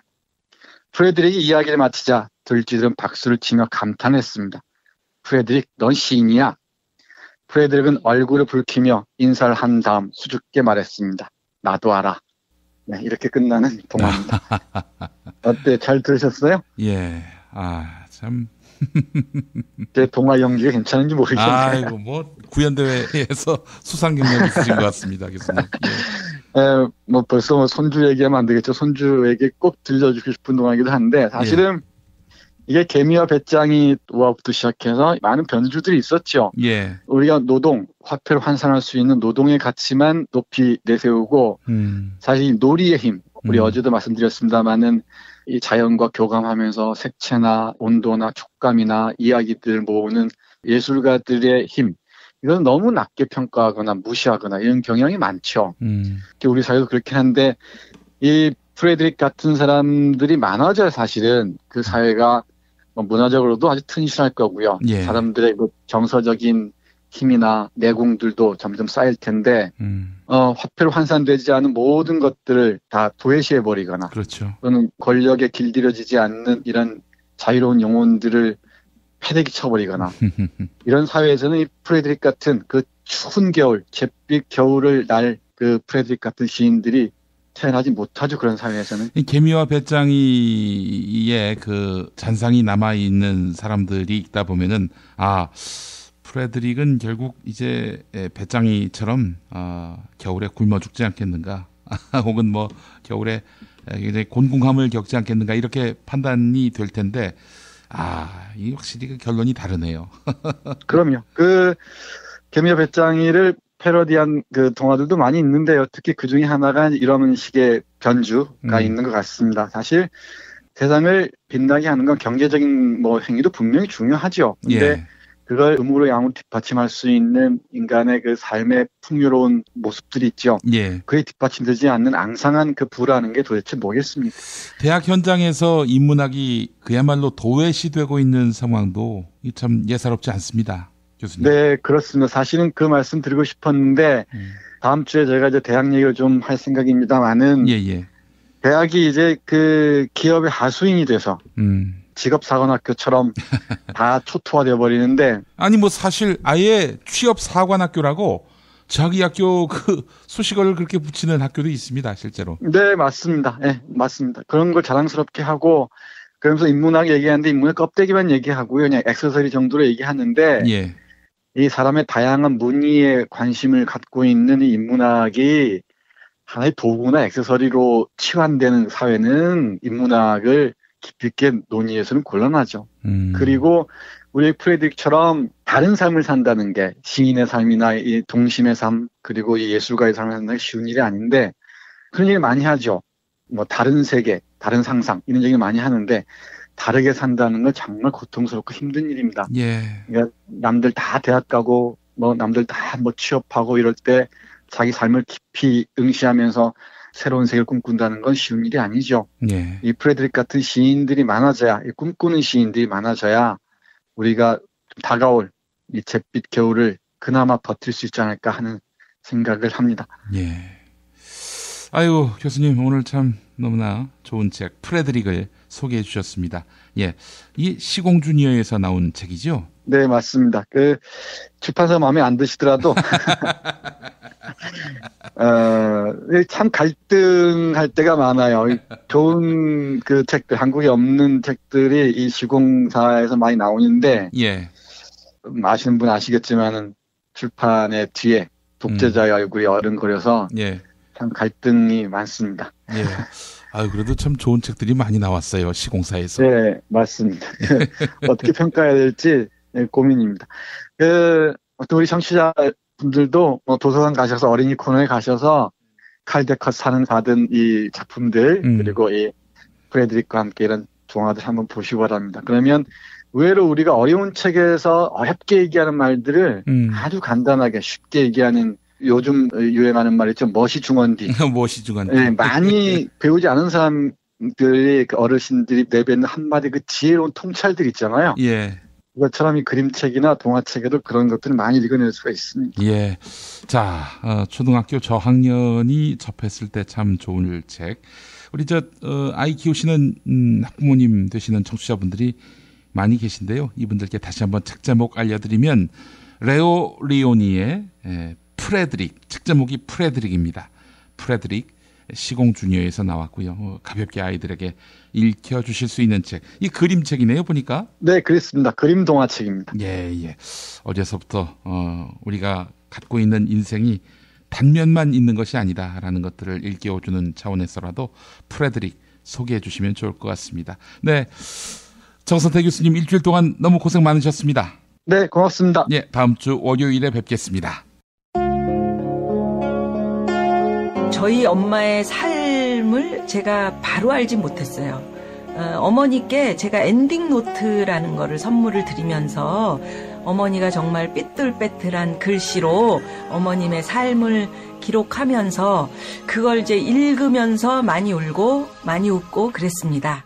문자당과 은빛 기획, 원혜영, 유시민, 최민희, 김미화가 함께하는 다음 스토리 펀딩 엔딩 노트 많이 참여해주세요. 여러분 부모님께 엔딩 노트를 선물해 드리는 거 이거 괜찮을 것 같아요. 참여해 주십시오. 엔딩 노트. 엔딩 노트를 어르신들께 보급할 자치단체와 복지기관을 찾습니다. 대한민국 최초, 아니 은하계 최초의 잡놈 평전, 김어준 평전. 무식하지만 의리 만빵의 엄마, 노골적인 인종차별의 격분에 개싸움을 벌인 이탈리아 현지인, 한겨울 침낭 안에서 인류애적인 사랑을 나눈 유럽 여성, 그리고 전대미문의 사기꾼 MB까지 김어준의 학교에는 참 많은 선생님이 있었죠. 자기가 언제 행복한지, 내 욕망이 뭔지, 내가 어떻게 생겨먹었는지 자기하고 대면을 해야 돼요. 그래서 내가 하고 싶은 걸 찾아야 됩니다. 누구의 눈치도 보지 말고 욕망의 주체가 돼서, 그리고 그 일을 그냥 해요. 은하계에 다시 없을 딱 한 사람, 김어준. 김용민이 김어준을 9년간 관찰한 기록, 김어준 평전. 김어준 평전, 인터하우스에서 나왔습니다. 매일 일부 코너지요. 뉴스 듣기 평가 당첨자, 시사인북에서 협찬하는 악마기자 정의사제 보내드리고 있습니다. 젊은 시절부터 독재 권력과 목숨을 걸고 싸워온 함세웅 신부, 그리고 정통 시사주간지 시사인의 주진우 기자가 속 시원한 현대사 콘서트를 지난 겨울에 열었는데요. 그 내용을 책으로 엮었습니다. 악마기자 정의사제. 악마기자 주진우가 묻고 함세웅 정의사제가 답하는 방식인데요. 속 시원한 현대사 콘서트에서 나눈 즐거움과 희망을 좀 더 많은 분들과 나누려고 펴낸 책입니다. 악마기자 정의사제. 여러분의 많은 관심 바라겠습니다. 자, 그리고 매주 금요일 정답자 가운데 한 분께 거제도 펜션 이용권을 드리고 있는데요. 경남 거제시 장목면 율천 두모로 154-43 두모실 펜션. 네, 거가대교. 남해바다가 한눈에 보이는 절경인데 검색창에 두모실 펜션 찾아주시면 되겠습니다. 자, 어제 그 뉴스 듣기 능력 평가 정답자 만나보도록 하겠습니다. 즐거운 일기님. 네. 정답 3번 윌리엄 블레이크. 예. 윌리엄 블레이크는 바로 바쁜 꿀벌은 슬플 겨를이 없다, 이 말을 한 영국 시인이죠. 네. 언니와 함께 작은 학원을 경영하고 있는 애청자입니다. 학원 로비에서 항상 김용민 브리핑이 흘러나오고 있었습니다. 그런데 얼마 전 초등학교 3학년 친구가 불만을 터뜨렸습니다. 아니, 북한도 아니고 우리나라 왜 그래요? 고 백남기 농민 사건에 대한 이야기였습니다. 친구들은 저희 학원이 빨갱이 학원으로 소문난다며 걱정하고 있는데요. 아이들이 주변을 돌볼 줄 아는 어른으로 성장할 수 있다면 저희 학원은 계속 빨개질 것입니다. 네. 이분께 아무래도 두모실 펜션 이용권 드릴 수밖에 없겠네요. 즐거운 일기님. 네. 이분께 펜션 이용권 보내드리겠습니다. 러블리 02님, 정답 3번 윌리엄 블레이크입니다. 부산에서 애청하고 있는 30대 임산부입니다.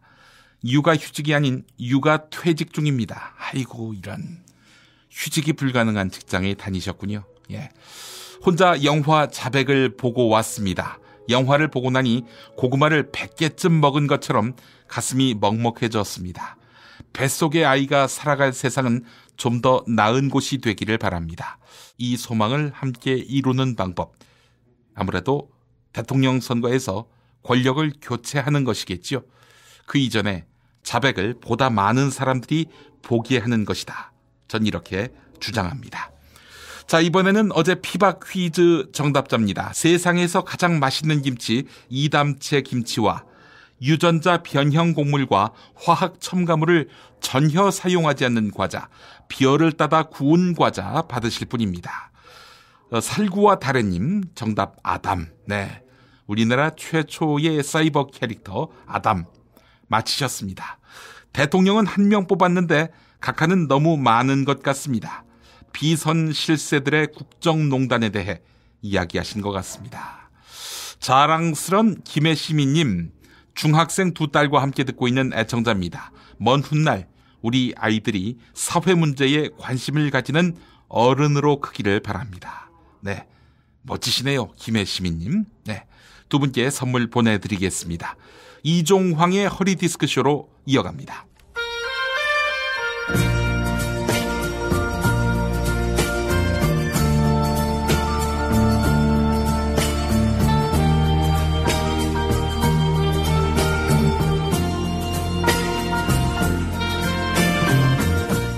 여러분 안녕하십니까? 여러분의 DJ 이종황입니다. 이종황의 허리디스크쇼, 여러분의 신청곡과 사연으로 함께하는 시간입니다. 오늘은 한 성교, 네, 영어로 섹스한이 되겠군요. 네, 한 성교님이 사연 보내오셨습니다. 아이고, 이름을 읽었을 뿐인데도 제 얼굴이 다 화끈거리는군요. 사연 읽어보겠습니다. 이 선생님 안녕하십니까? 저는 아나운서 출신으로 주요 방송사를 두루 거치고 국회의원을 4번이나 해먹은 한 성교라고 합니다. 해가 다르게 점점 퇴화돼 가고 있기는 합니다만 그래도 여전히 번듯하고 깔끔한 마스크라고 자부합니다. 방송국 사람들이야 제가 카메라 앞에서 하는 행동과 뒤에서 하는 행동이 전혀 딴판이라면서 제 뒷담화를 까고 다니지만 유권자들이야 어디 그런 걸 알 턱이 있겠습니까? 이 반듯한 아나운서 출신 이미지 덕에 국회의원 그동안 잘해 먹어왔습니다. 그런데 요즘 제가 아주 죽을 맛입니다. 야당 놈들이 저를 윤리위원회에 제소한다고 하질 않나, 국회 교육문화체육관광위원회에서 사임하라고 하질 않나, 아예 국회의원직을 내놔라 이런 소리까지 하면서 심지어 저보고 정신과 치료를 받으라고 합니다. 어제 제가 여성 동료 의원에게 내가 그렇게 좋아? 이렇게 말한 게 성희롱이라나 뭐라나, 아니 이게 그렇게 성적 수치심을 불러일으키는 말입니까?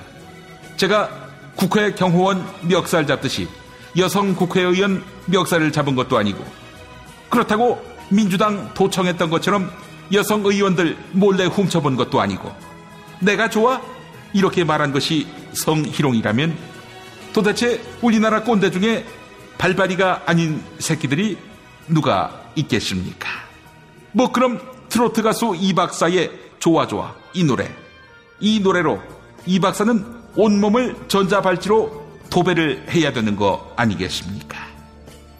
게다가 제가 했던 텔레비전 프로그램 이름은 한성교 정은아의 좋은 아침 아니었습니까?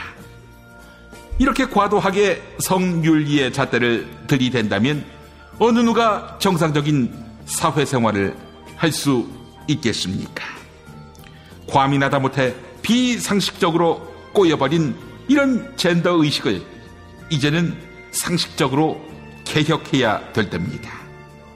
그래야 제가 국회의원을 계속 해먹을 수 있을 테니까요. 이 선생님 어디 좋은 방법 없겠습니까? 네, 이런 안타까운 사연을 보내오셨습니다. 자신을 비웃는 여성 국회의원에게 일격을 가하고 싶었는데 하필 성희롱 발언을 하셨군요. 문제는 이걸로 끝날 것 같지 않다는 점인데, 한성규님 이건 어떨까요? 지금 여성들의 표적이 됐는데 새누리당 정권이 잘 쓰는 수법이 있지 않습니까? 적진을 분열시키는 거, 이거 말입니다. 그래서 세월호 유족도 일반인 유족과 단원고 학생 유족을 갈라치기 했고, 성주 군민도 갈라치기 했으니 여성들도 갈라치기 하는 겁니다. 비난하는 여성들도 있지만 지지하는 여성들도 있게 만드는 겁니다. 엄마 부대를 시켜서 국회 앞에서 성희롱이 웬 말이냐, 한성규는 위트 있다, 이런 시위를 벌이게 하는 겁니다. 아울러 이은재 의원 등 새누리당 여성 의원들을 기자회견장에 불러서 야당은 정치공세 중단하라, 한성교 발언은 매너 있다, 이런 논평을 내게 하는 겁니다. 네? 마누라도 못할 말을 다른 여성에게 하라고 부탁할 수 있냐고요? 그럼 이건 어떨까요? 이참에 이 이미지를 살려서 아예 그 나쁜 남자 캐릭터로 밀고 가는 겁니다. 아무 여성 의원들에게 된장녀, 김치녀, 땡을 아치라고 하는 거지요.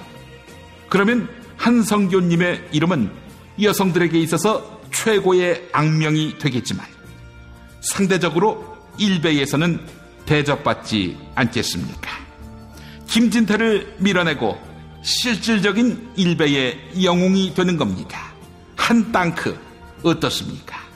네, 청와대 누나도 여성인데 누나한테 맞으면 어떡하냐고요? 행여 정유라까지 말을 몰고 달려와서 말굽으로 얼굴을 날리면 어쩌냐고요? 그래, 이 쓰레기 새끼야. 에? 너 같은 새끼가 국민을 대의하는 국회의원이란 건 뭐 성범죄자들을 대의한다는 거냐? 이 쓰레기 새끼야.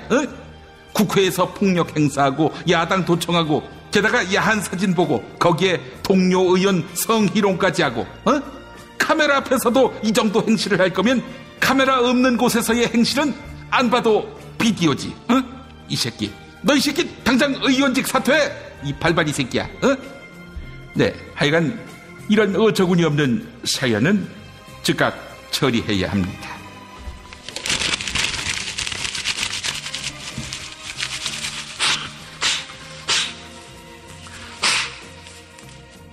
여러분의 신청곡과 사연으로 함께하는 이종황의 허리 디스크쇼.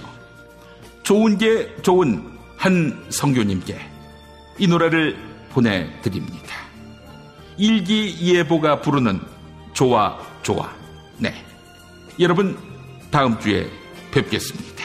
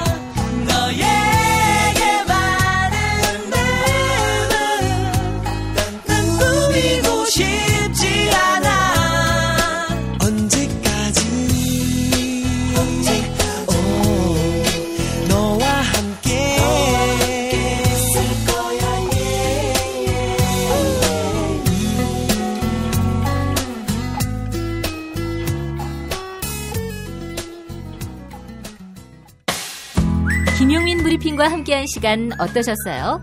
다음 시간에도 보다 바르고 알차며 즐거운 정보로 여러분을 찾아가겠습니다. 팟캐스트 포털 팟빵에서 다운로드하기, 구독하기, 별점 주기, 댓글 달기로 응원해주세요. 잊지 마세요. 다운로드하기, 구독하기, 별점 주기, 댓글 달기.